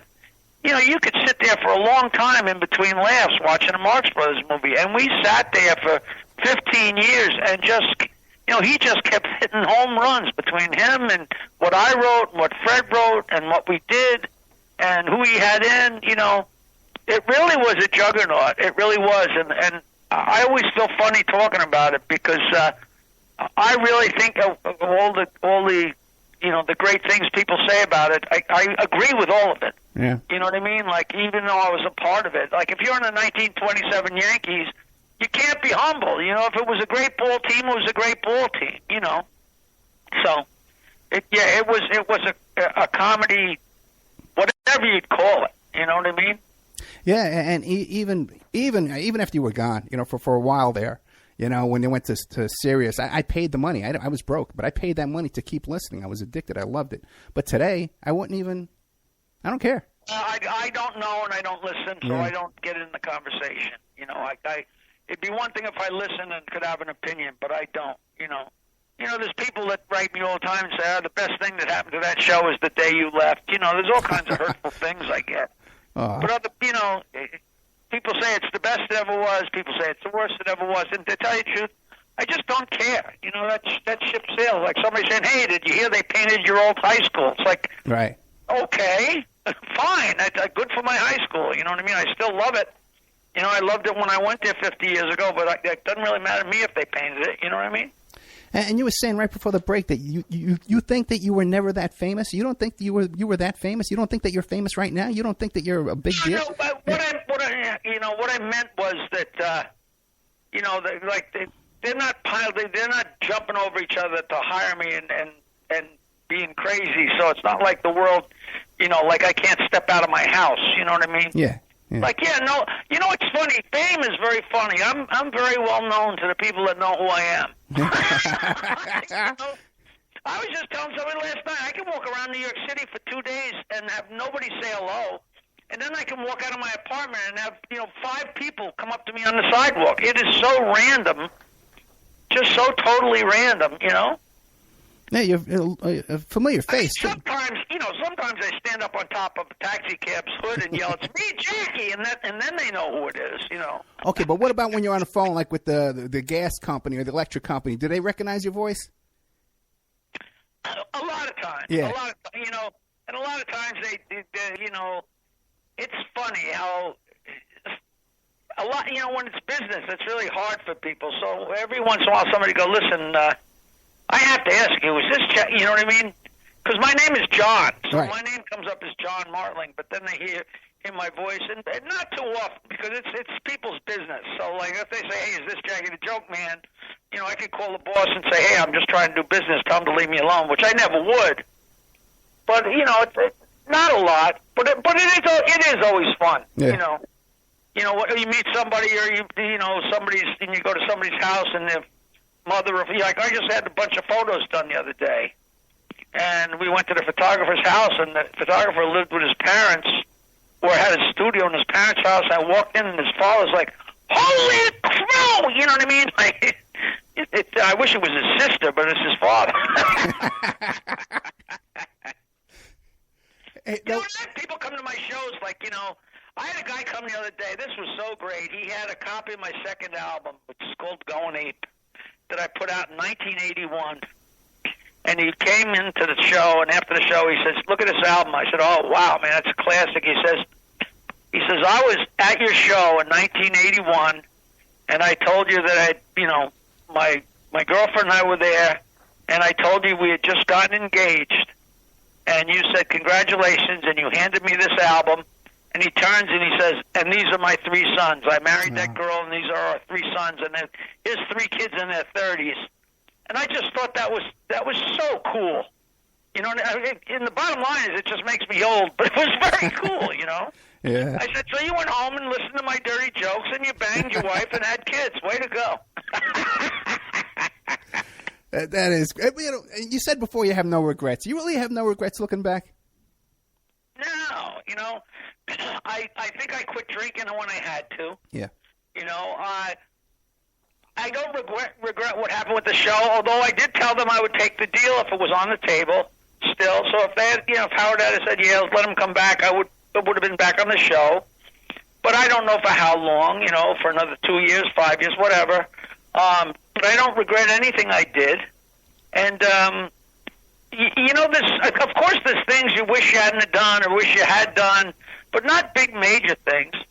You know, like I probably should have quit drinking sooner, but I couldn't. And maybe we should have got divorced sooner, but we couldn't. And maybe I should have had kids, you know, when I was younger, but I didn't. And you know, but it's been a terrific ride. And if I had to do it, I would do the whole thing again. Other people are like, "Oh, I'm done," and I'm like, "No, man. You know, only slap me on the ass and start me again. I'm ready to go." You know, it's been way too much fun.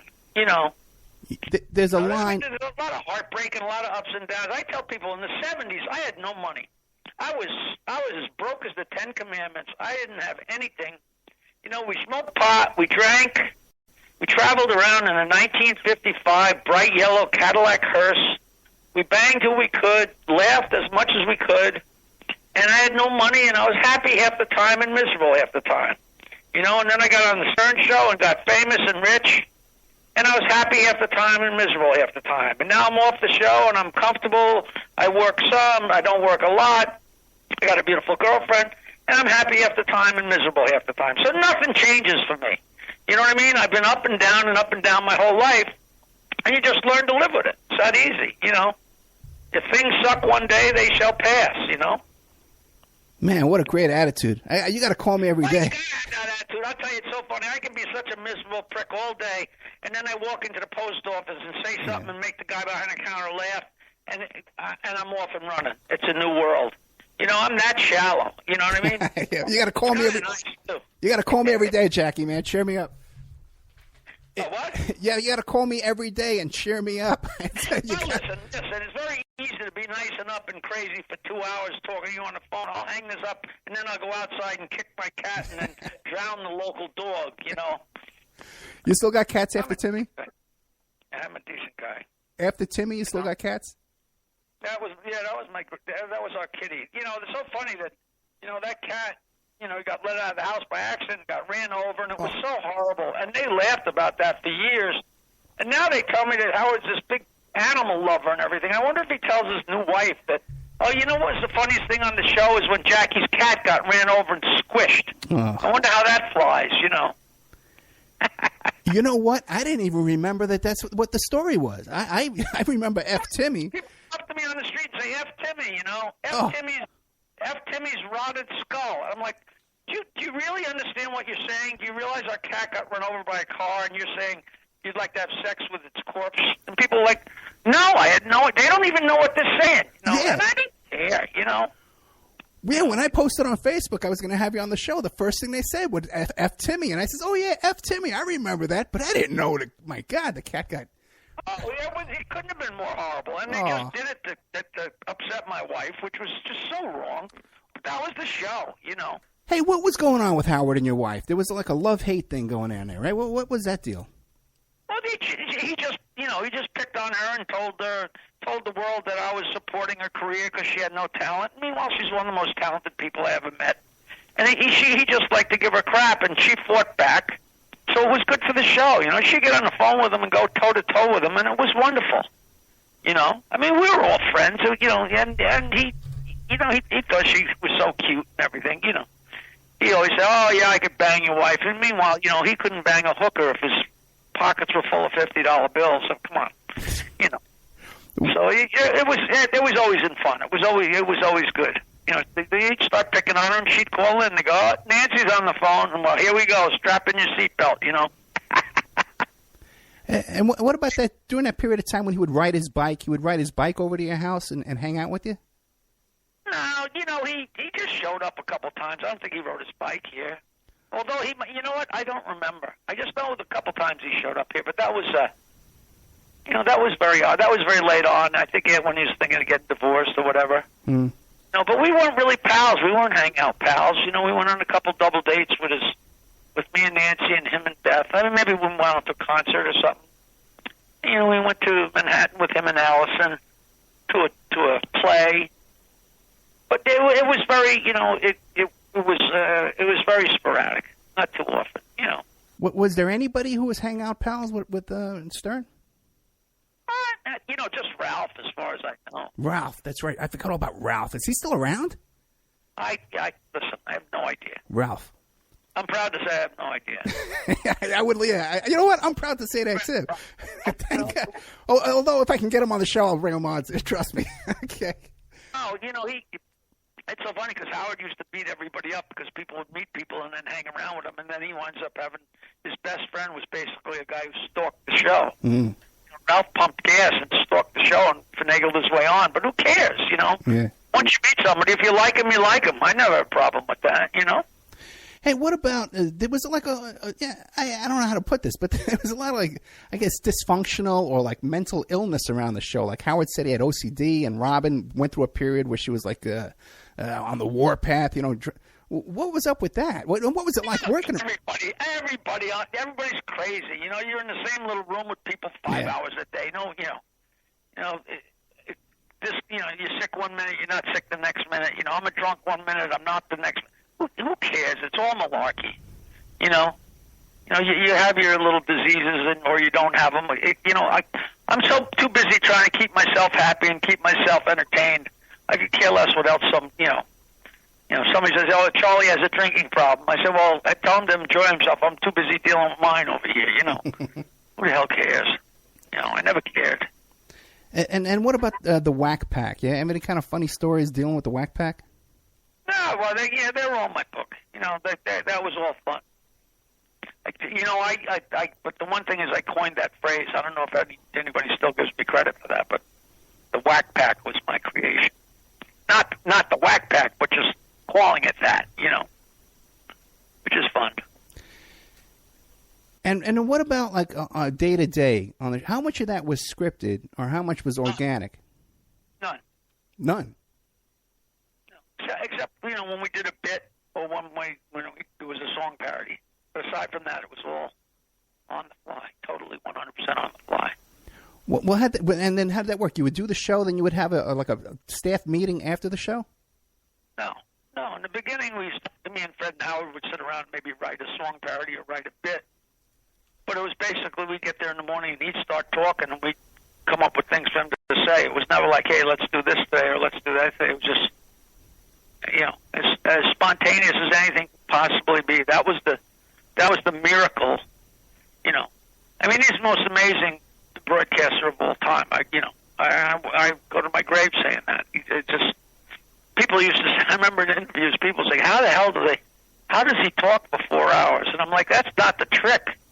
The trick is getting them to shut the hell up after 4 hours. He's amazing.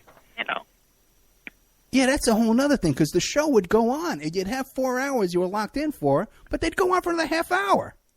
Sometimes we were there till 11:15. It would just go on and on. You never could make plans. That was great. What other kind of shows can do that today? Nobody. Except for this interview. I think this interview's been about 8 days. Nobody's going to read the book. They say, I listen to that crap on the radio. Why do I have to read the book, Well, I want to ask you about the book anymore. Hey, what about, you ever consider doing your own podcast? Everyone's doing them.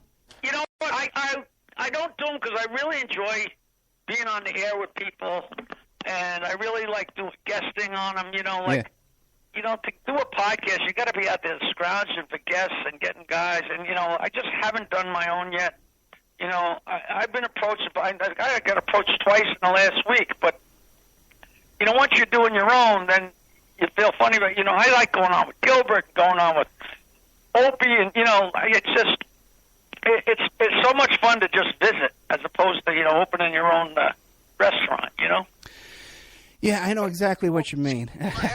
Talking to you, meanwhile, I could sign up for a podcast this afternoon. Who the hell knows? Yeah, that's always true, too, yeah. But I know exactly what you mean. Like, I thought when I first started doing interviews, being interviewed, I thought, well, this is the most fun thing in the world. I'll just write a book and I'll just do, conversations, tell jokes on the air. It'll be a lot of fun. And then I wound up doing this, being the host, and it's a lot more work. It's a lot more. Hey, listen, I did a podcast that's the #1 business podcast. Okay. And everybody really loved it because it's a combination of business, but they're interviewing me. It's called The Nice Guys on Business. The Nice Guys on Business podcast. And the guy was really good. He's amazing. And I did that after I did the Thrive Loud podcast with my friend Lou Diamond. And these are not comedy podcasts. These are businessmen and people who make a lot of money and people that are really movers and shakers. So to get on with them and be laughing and being crazy and telling them my ideas, it's just a really nice combination. That's why I really like, if you go on different people's podcasts, you take the color and the shape of them. You're like a chameleon. Depending on, like I was on Joe Piscopo's, radio show yesterday, I became the guy that hung around with Joe. And then I go on with Jim Kerr on Q104, and all of a sudden it's a classic rock fooling around in 1968, it's fun being a chameleon and just, going into whatever you have to do, Whatever happened to Jackie's joke hunt? I just got yanked off the air. Any reason? I still don't know why. They never gave us a reason. They just stopped it. Really?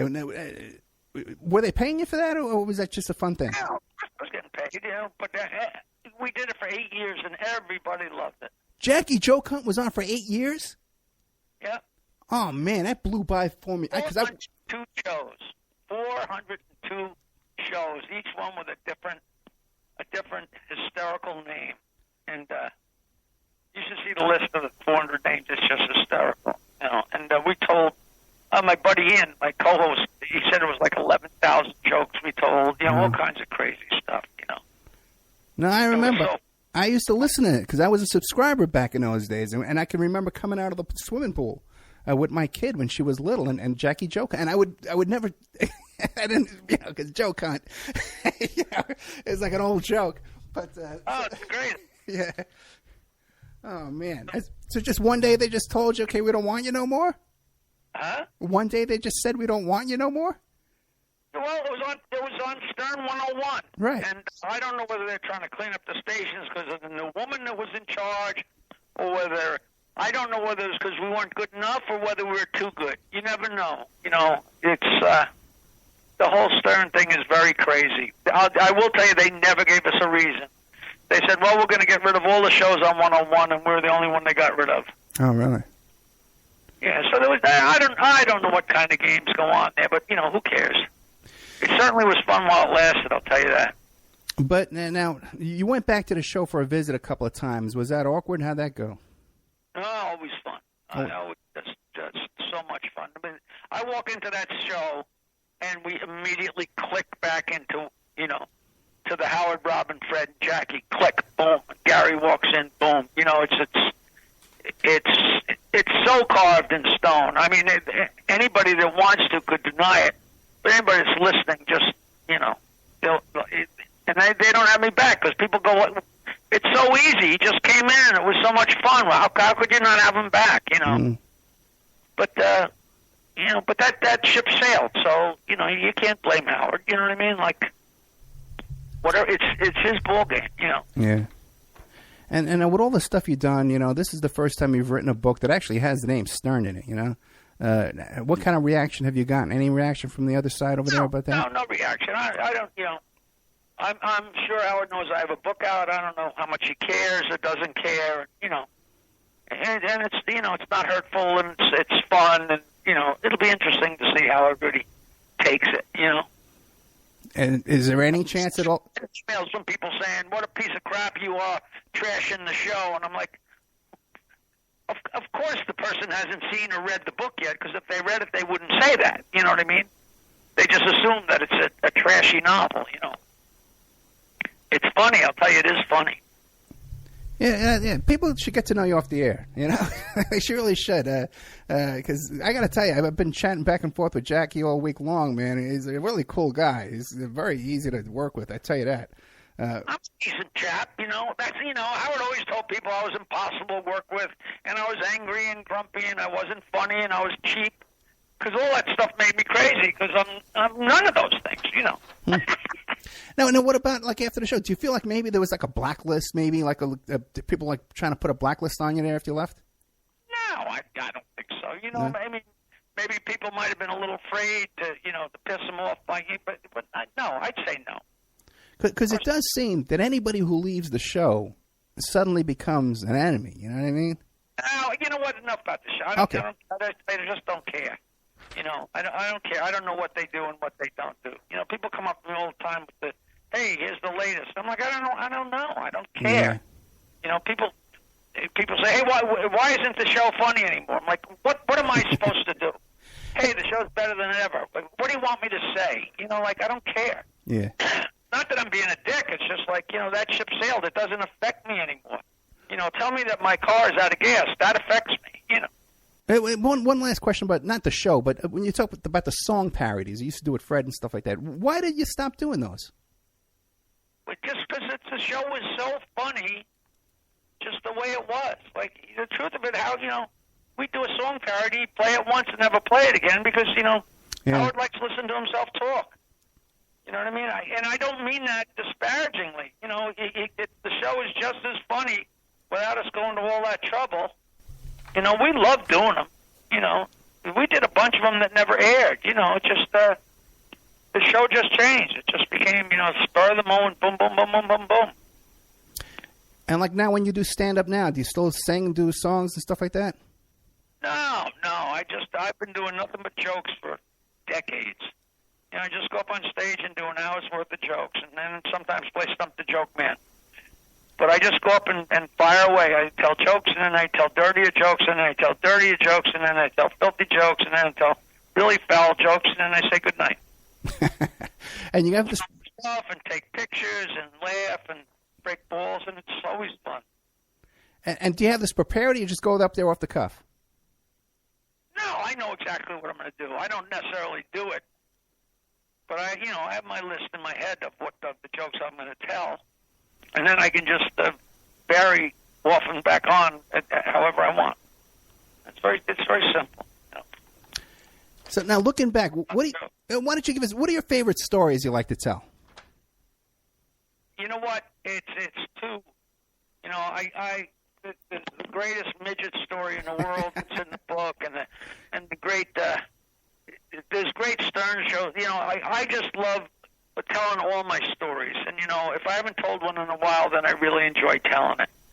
I don't have any go-to especially favorite. My favorite thing is when something comes up organic in conversation or something spontaneously happens, and I have a wonderful story that fits it exactly. That's always really great. I always have a joke or a story or something, and I get a kick out of that. But it's not like I walk into a place and say, all right, everybody gather around, here's the story I like to tell, I like to think I'm not that boring, What's Nancy doing? If you like stories, my book is modular. You know what I mean? It's in chronological order, and each story has a year before it. Like 1986, the Jessica Hahn incident. You know what I mean? And it's like a modular story that you can read, and when you're at the end of the story, you're done. So the next story is completely independent. So you can read a story or 5 stories or one story and, sit on the toilet, and you can turn to the end of the book and read a story and then go back and read a story from the beginning. It's chronological, but it's not like a thread. The only thread is the timeline. So you can jump around, and it's and everybody says it makes it totally, totally enjoyable. And then when I put out my next book, it'll be the same thing. So, just like when they combined all the Godfathers, if you wanted to put them together, they just wind up in the order of when they happened, and it'll just be a thicker book, It's fun, I went about it with a little bit of forethought, Yeah, and I like that too. I like chronological order. But now that's a good question now, because now you did a movie, and you played yourself. Were you in that movie? You played yourself in that movie, but a short scene, right? Yeah. Oh, yeah. Yeah. Now, if they did a real movie about this, who would you want to play you? What, that was as real a movie as it could be. That was a very real movie. You mean nowadays to play the young Jackie? Yeah. Chris Rock. I don't think there's really anybody handsome enough to play me. I was thinking Tom Cruise, man. He could pull it off, right? I'd have to do it myself. And I'd have to change it with the computer to make me look a little younger. Now, you mentioned the Jessica Hahn story, all right? And you know what? I had forgotten about that. When you mentioned Jessica Hahn before, I said, oh, yeah, Jessica Hahn. But the Jessica Hahn story was the bathtub thing, right? Now, you tell that story, what really happened in the book? That is, the people, the Stern fans that have heard him play Nancy's Apology on the air 10,000 times, that story is worth the price of the book. The book's only like $25. I think on Amazon, I think it's like $17. And that story alone, it's a 2-part story, and that story alone is worth the price. It tells the whole story and how what happened with Jessica and what didn't happen with Jessica. So there's so much in this book that any Stern fan would have to be crazy not to get it. And if you got a friend, if you're not a Stern fan, but you got a friend that is, best possible Christmas present or holiday present or birthday present, because anybody's a fan at all. You know, you say that you used to sit outside the tunnel waiting to go through the tunnel because you wanted to hear what's next. People aren't going to be able to put this book down. I'm telling you. They're going to say, Jackie, I read it overnight. You know, I started reading and I couldn't stop, because it's got nothing to do with me. You know, it's a trip down memory lane of the show. You know what I mean? From the point of view of somebody with a good sense of humor, which is, you know, which is a good deal. I hear you, man. Now, if I go to Amazon.com right now and look up Jackie, well, I can look up The Joke Man, Bow to Stern. It says it's $17. All you have to do is, if you go to JackieTheJokeman.com, the Amazon page will pop up. But just Amazon. If you just go to Amazon, The Joke Man, or Bow to Stern, any combination of those, and the book is going to pop up. And then it's $17. So if I were to send you $70 right now, right? Would you tell us the Jessica Hahn story? What? If I would pay you $17 right now, will you tell us the Jessica Hahn story over here? But it's a great story. You know, it's so funny because Howard's got the whole world thinking I'm cheap. Yeah. So everybody's, how do I get a signed book? How can I get a signed book? What if I can't get to a book signing? So I just put on the web. I said, listen, buy a book and send it to me with the return postage, and I'll be glad to autograph it to you, write whatever you want for you or your friends or whatever. So somebody writes underneath it, return postage. Man, you never change, do you, Martling, you cheap prick? You know, here I am offering to say, send the book to me. I'll go to the trouble of autographing it and mailing it back. But I'm asking you to put the postage on it, and here they call me a cheap bastard. You know, I probably make $1.50 on the book, and I'm going to spend $3 mailing the joke book back. I mean, mailing the book back. You know, that's the kind of thing you can't buy a break. You know. Now listen, probably making money on the postage. You know what I mean? Dude, I can sympathize with you there because I got a book, you know, and I sell an autographed copy of my book from the website. And even just forget the postage. It's a lot of work, man, signing books and wrapping these things up in an envelope and taking them down to the mail. You know, this is a chore. And then signing the right name to the right book. You know. People are never going to change. Yeah. But back to Jessica Hahn for 1 second. Does Nancy and Jessica Hahn, did they ever meet after that? Of course. Okay. Jessica did not do anything wrong. She didn't do anything wrong. You'll see. You know, you read it. You know, Jessica is Jessica. Yeah. The only thing she's guilty of is being Jessica. You know. What about her? You still in touch with her? This thing is such a charade. You know. But you have to read it to understand exactly how it took place, you know. And you know what? I'm going to get the book. I'm going to get you to autograph it too, okay? Because I'm going to put it in my collection. But now, well, coming out to Las Vegas, you know, there's actually a club that's it's not a done deal, but it's almost a done deal. There's going to be a club called Jokeland. Oh, get out of here. A comedy club named Jokeland in Las Vegas. So I'll be coming out there once in a while, and it'll be so much fun. And I know so many people in Las Vegas, and every time I come out there, I kill so badly at, like, the South Point, and I did the show at the Orleans Arena last year, and, you know, I do the Dirty at 12:30 show at South Point with Gabe Lopez down there, and that's a great show. If you live in Las Vegas, the Dirty at 12:30 at South Point Casino with Gabe Lopez, go down there and check it out. It's I don't think there's no cover. It's just a dirty show right there in the lounge. It's so much fun. And I headlined down there a few times, and I just love coming to Vegas. So, you know, I'm going to have to come out there 3 or 4 times a year to headline my own club. How fun is that going to be?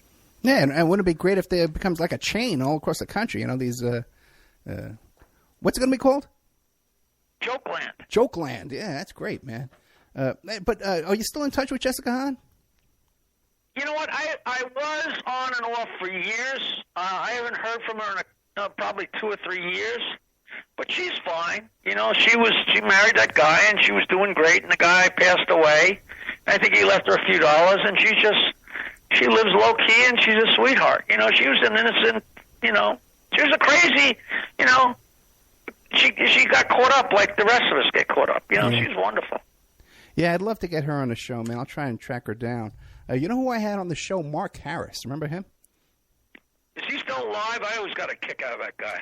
He's still alive. He's living here in Vegas. Okay. And I got a kick out of him, too. And he kind of latched on to me for a little while there. I was going to cover the debate between Hillary and Trump down there. And he found out. He wanted to come with me. And then I had to go to his house and pick him up and help him down the stairs. All this stuff. So, I can't even imagine. Oh, my God. Can you? I kind of, my little contact with the whack pack there with Jackie Jokeland. Boy, they threw away the key after they let him out. Oh, my God, what a character. Yeah. Well, out of all the I guess you'd call him a whack packer almost, right? Out of all of them, which one? Did any of them ever stalk you or start driving you crazy off the air? No, never. They were always, I always got along nicely with them, I was in love with that girl, Elena Beastie, She died, decades ago, but she was so hot. And, Kenneth Callenbeck died, and Crackhead Bob died. But they were all the real thing, that Debbie What's-Her-Face died. They were all such characters, but they were real, The one thing that was very funny that was so wild was we had the Tourette's girl who came on for a couple of years. And then we found out that she had totally been scamming us the entire time, and none of us knew, not even Fred. She had been scamming that she had Tourette's. Oh, God. I don't even know. I'm sure that must be on the Google or somewhere in Stern Lore somewhere. I haven't thought about it till just this second, but that was so wild. Because we couldn't believe that somebody fooled all of us, But besides that one, none of those whack packers were staged or hoking it up? No. Were there any bits or guests that were staged? No. No, because that wouldn't have worked on the show. You mean hey, come in and pretend you're mad at somebody, or come in and tell somebody you have a broken leg and you don't, Yeah, like some of the on-air fights that went on. Were any of those planned? Or? No. Wow. The great thing in my book is the whole story of the Jackie puppet, which was staged on my side. Somebody gave me the Jackie puppet, and I said, "Listen, don't give it to me, because it'll wind up in the garbage. What you got to do is bring it in on your own, like you're fucking with me." So they brought it in and said, "Look at this," and everybody, I was like, "Oh man, don't pick on me." And meanwhile, it wound up being one of the greatest things on the show, and it was all because the positioning of the whole situation. That's a great story in the book too. People are going to get such a kick out of that. Well, which puppet came in first? Was it the Gary puppet or the Jackie puppet? No, it was a Gary puppet. So these friends of mine came over one day and said, "Hey, look at this." I said, "Holy Christ, what's that?" They said, "It's a Jackie puppet." This is a Gary puppet. There might as well be a Jackie puppet too. The Gary puppet begat the Jackie puppet. Right. And what about the Gary puppet? Was that organic or was that planned? You know what? I have no idea. No. Somebody made it and brought it to the show. It wasn't like the show said, "Hey, let's make a Gary puppet." No. I don't remember exactly what. It's so long ago. Yeah. I mean, that would have been a brilliant idea to make a Gary puppet, but nobody ever did. It just showed up, and it was so good. I don't know. I'm sure that's still around somewhere. I don't know what they did. Somebody told me that Howard put my puppet in the Jackie puppet in a toilet bowl somewhere on the set, but I don't know. What do I care? Yeah, I read once where Howard has all these storage units with all this memorabilia in there, and he has everything itemized, and what do you think of that? What I think of it, I think it's possible. Do I know if it is or not? No, I have no idea. I just know the stories I hear about me that are unbelievable. So and occasionally, even a blind pig finds an acorn. They tell stories about me, and sometimes they're true. Now, I'm like, oh Christ, I forgot about that. Yeah. Now, what about the Channel 9 show? Now, that was classic, man. That was classic stuff. But the way there's about 5 stories about the Channel 9 show in the book, and people are going to go nuts. The Siamese twins, and oh my God, that was a crazy 2 years, just the craziest. I mean, how we lived through that, doing a show 5 days a week, on the radio at 6 in the morning and then doing a television show at the end of the week. It just was not believable. But we did it. It was great. Yeah, and the Channel 9 show used to beat Saturday Night Live in the ratings in New York. Sure, and then then we did the Channel 2 show, and that was up against Saturday Night Live, and that used to win too. It just because it was so fun and so raw, and so different and so unpredictable. Now, it was like everything. Whatever goes. Now, the Channel 9, was that intentional that it was so low budget, or was that just all you had to work with? What do you mean intentional? It was low budget because they didn't give us any money to work with. It wasn't like, hey, let's give them a real small amount of money and see how great we can make it. It was like, if you want to do a TV show, here's what we're willing to give you. I wasn't in on that. I had nothing to do with it. For all I know, they gave us $10 million and we only spent $100,000 putting the show on. I would never privy to anything. Right. It really was an incredible challenge. You just got paid by salary, even those pay-per-views. Work with, and you could, every penny that we didn't spend, you could see. Yeah. you could see every dollar that wasn't spent on that show on that screen. Now, even those pay-per-views, you just got a salary, you never got a percentage, all that kind of stuff? Oh, please. Yeah. Jackie, we're almost out of time. What do you want to leave us with? The great Jackie the Joke Man. I'll tell you my great new joke. Yeah. Is now, are we on terrestrial radio or are we on the internet? There are some AM/FM stations going to carry this, but go ahead. It's always better. I don't know if you noticed. I haven't been dirty at all. I noticed. Well, you slipped out.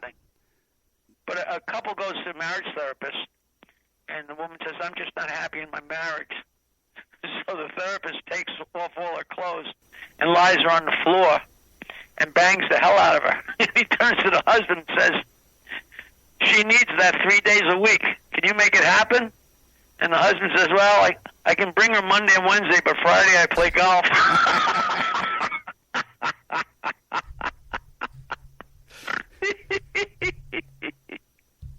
How great is that? Yeah, it's great, man. Jackie, I love you. Okay? I love you, man. What do you want to, besides a joke, though, what do you want to sum up, man, for the show? What do you want to, All I want to say is it's nice talking to you. If you think I'm funny and got something to say, my book is just like sitting and talking to me, and it's all stories. If you know them, you're gonna be so glad to hear them again. There's probably a lot of stories you never heard before. The audio book is going to be so great, and Artie Lang does his own foreword, so it's his voice and then my voice. It's also out on Kindle, but the book is great fun. It's The Joke Man, Bow to Stern. Hopefully there'll be a volume 2. And just go to JackieTheJokeMan.com, and I tweet jokes every day. Just follow me at Jackie Martling. If you want to get jokes in the email, just email me, jokeland@AOL.com. Look for the sitcom Shoot Me Nicely, and you can find that on the web. And once again, Jokeland, the comedy club, is coming to Las Vegas. So be ready, folks. We're going to have a huge grand opening, and it's just going to be a hoot. It is just going to be a hoot. Hey, absolutely, man. I'll be there at the grand opening. I'd love to be there, man. It'd be the greatest thing on earth. Jackie, thank you so much. God bless you. All right. I hope you guys had a good time. Wow, Jackie, I really did. Thank you so much, man. Bye-bye. Good night. All right, there you got Jackie the Joke Man, Martling. I really, really, really, really enjoyed Jackie. And like I said, off the air, he's been such a cool guy all week long. I think he was getting a little tired there doing 2 hours. But what are you going to do, right? You can't help him out. But he's got all these appearances coming up. I want to give him a plug here. Right now, as the show is airing on Saturday night, he's on October 14th with Rick Harkaway at the Darris Theater, 615 Main Street, Boonton, New Jersey. So check him out there. It's going to be a live show. All these kinds. He tweets every day, like he said, 4 o'clock, 420, excuse me. And I hate that whole 420 thing. I really do. Call it pot. Call it marijuana. What was 420? It's so stupid. I'm 420 friendly. Give me a break. Anyway, 420 for Jackie. At JackieMartling.com. I'm not even on his Twitter yet, but I'm going to hook up with that. He's got a sitcom coming out. You can check it out at ShootMeNicely.com. Let's see how that works out. Then all these different book signings. I read most of them, but I'll give you a couple here toward the end here that I didn't get a chance to. Is at 7 p.m. Saturday, October 29th at 150 South Whitehorse Pike, Berlin, New Jersey. That's on October 29th. And then the show and the book signing is November 22nd, 7:30 p.m. At the Cutting Room. Okay? And that's in East 32nd Street near Park Avenue, New York, New York. So there you go. Jackie the Joke Man Martling. How can you beat that, man? I was such a huge Howard Stern fan. You have no idea. That's why I'm going to have Mark Harris on the show. I tried to get along with Mark Harris. We're out of time. All right, guys. Thank you so much, American Freedom Radio. Good night. I tried to get along with Mark Harris. I really did. I had him on the show. I think I had him on the show twice. Mark Harris, who was he married some old lady actress. I forget who it was. I can't even remember. But he was such a character. And then he wants to hang out with me. He wants to what do you call it? He wants me to take him to the debate with me. And he's like nagging me. Are you going to take me to the debate, Ed? Like we're best friends.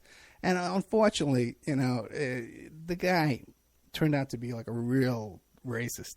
Making some really horrible comments all the time, and I just couldn't. The joke was over, and I just couldn't take him anymore, and I dumped him off. But I am the biggest Howard Stern fan, I think, on the face of the earth. I no longer listen. I don't have time to listen to anything anyway, so I no longer listen to Howard Stern. But what do you call it? At the time, in those days, back in New York in the 80s, it was everybody listened. We even used to play it in my office there for a while. And, a lot of the girls would complain because it was too dirty or whatever. But I enjoyed it. And like I said, too, one of my favorite periods of time in my life is with the Jackie Puppet. When I used to do that voice all day long, I would do the Jackie Puppet voice all day long, making fun of I should pick him later on, picking my vice president, Christy Kennedy. And she was like short and tiny Irish girl, and I used to make fun of her, because she was always wanting more money. It was all the same joke about Jackie. And she used to drink a lot, because I used to say she was drunk and Irish and all that kind of stuff, fun stuff. With the Jackie the Joke Man Martling really made my day, made my week, because it's been miserable here this week with all this stuff. With this, it's been a bloodbath. We've been living here in a bloodbath, and I even went and got my hair cut the other day. I think it was 2 days ago. And I go to this place now called Sports Clips, where they cut your hair and then they shampoo your hair with this green tea stuff. It's really nice. And then they massage your head, and they take out a big vibrating thing. They massage your neck with it, and they massage your back with it. And it's really, really feels good, miss. I went there to get this because, it's just been such a stressful week here all week long. You have no idea. And so I went down and I got one of these massages and stuff. And by the way, it's cheap. It's $20, so they give you a really good deal. And I'm not a sponsor or anything like that. I'm just throwing out a plug because I enjoyed it so much. And we're talking. There's like 4 girls cutting hair, and then there's a bunch of people in the waiting room, and the topic comes up of the freaking Mandalay Bay shooting. And everyone there has a story. One girl had 10 of her friends. We're all there at the same time. They were all a group of 10 people. Were all there, and they ran for their lives. And everyone's telling these stories. This one's in the hospital, that one's in the hospital. Their neighbor's in the hospital, someone that works in the hospital, or just got out of the hospital. A lot of people getting out, and we still don't even know 10% of what went on there. Because so many people who were there still don't have their phones back yet, and so they don't have their Facebook password. They're not on, to tell the people what's going on, because their property, when they ran for their lives, they left their property behind, because it was kind of like an outdoor festival kind of thing where people had beach chairs, and coolers and things, So and they left all this. Some people ran for their lives without their shoes. So it has been really, really, really, really, really miserable here. All week long, again, and because it still comes up everywhere you go. And so it was nice to have Jackie to come on the show and joke around with us and make me laugh. Very kind man. And I got to tell you, really, if you should do that, go to jokeland at AOL.com, that's his email address there, and he'll send you right away, send you a bunch of jokes. It's a lot of fun. So thank you so much, Jackie the Joke Man Martling. Tomorrow, Saturday afternoon, I'm taping with this gentleman who's written a book about the Trump dossier. By the way, I think I got a press release out of there. Jackie says that Trump is what do you call him, full of shit or something like that. You know, I think I got to go back and listen to that. Maybe we can press release that because that was kind of breaking news. You know, yeah, so many people who knew Trump back in the days in real life, man, are just like in shock. What's this guy doing running the country? It's just scary as hell. But anyway, so I have this guy coming on who's doing an episode about the Trump dossier. And I'm doing that show. I'm going to retape with the Program to Kill Satanic Cover-Up. I'm going to be doing a show with him. I'm going to be doing a whole show. By the way, if you're out there and you have any information on the Harvey Weinstein case, like let's say you were molested or exposed or whatever like that, so Harvey Weinstein in a negative way, get a hold of me right away at oppermanreport@gmail.com. In fact, get a hold of me at oppermaninvestigations@gmail.com. I happen to know for a fact, because I know all these lawyers are involved in these kind of celebrity cases and do these kind of sexual harassment things like that with these big celebrities, you know, with the Gloria Allred and Lisa Bloom and all these lawyers around these high-profile cases. I handle the Tiger Woods thing, the Charlie Sheen things, Ashton Kutcher. So if you're into that, if you got any information about that, I know for a fact right now that people are lining up for lawsuits. So I can walk you through the entire process, okay, from start to finish, and develop the evidence for you, put you in touch with the right attorneys, and but you got to be legit. As long as you're legit, you have some kind of a date book, an address book, or something like that of your experience at the time, and I'll help you develop the witnesses, get your story together, and you can participate in this kind of if you're a victim in this situation. How can you achieve and maintain business growth? Harvard Business School Executive Education is now accepting applications for a new program, Driving Profitable Growth, taking place in Boston from October 25th through the 28th. This program focuses on business expansion and organizational growth strategies that can lead your company into the future. Learn more about this 3-day program for senior leaders by visiting hbs.me/growth. That's hbs.me/growth.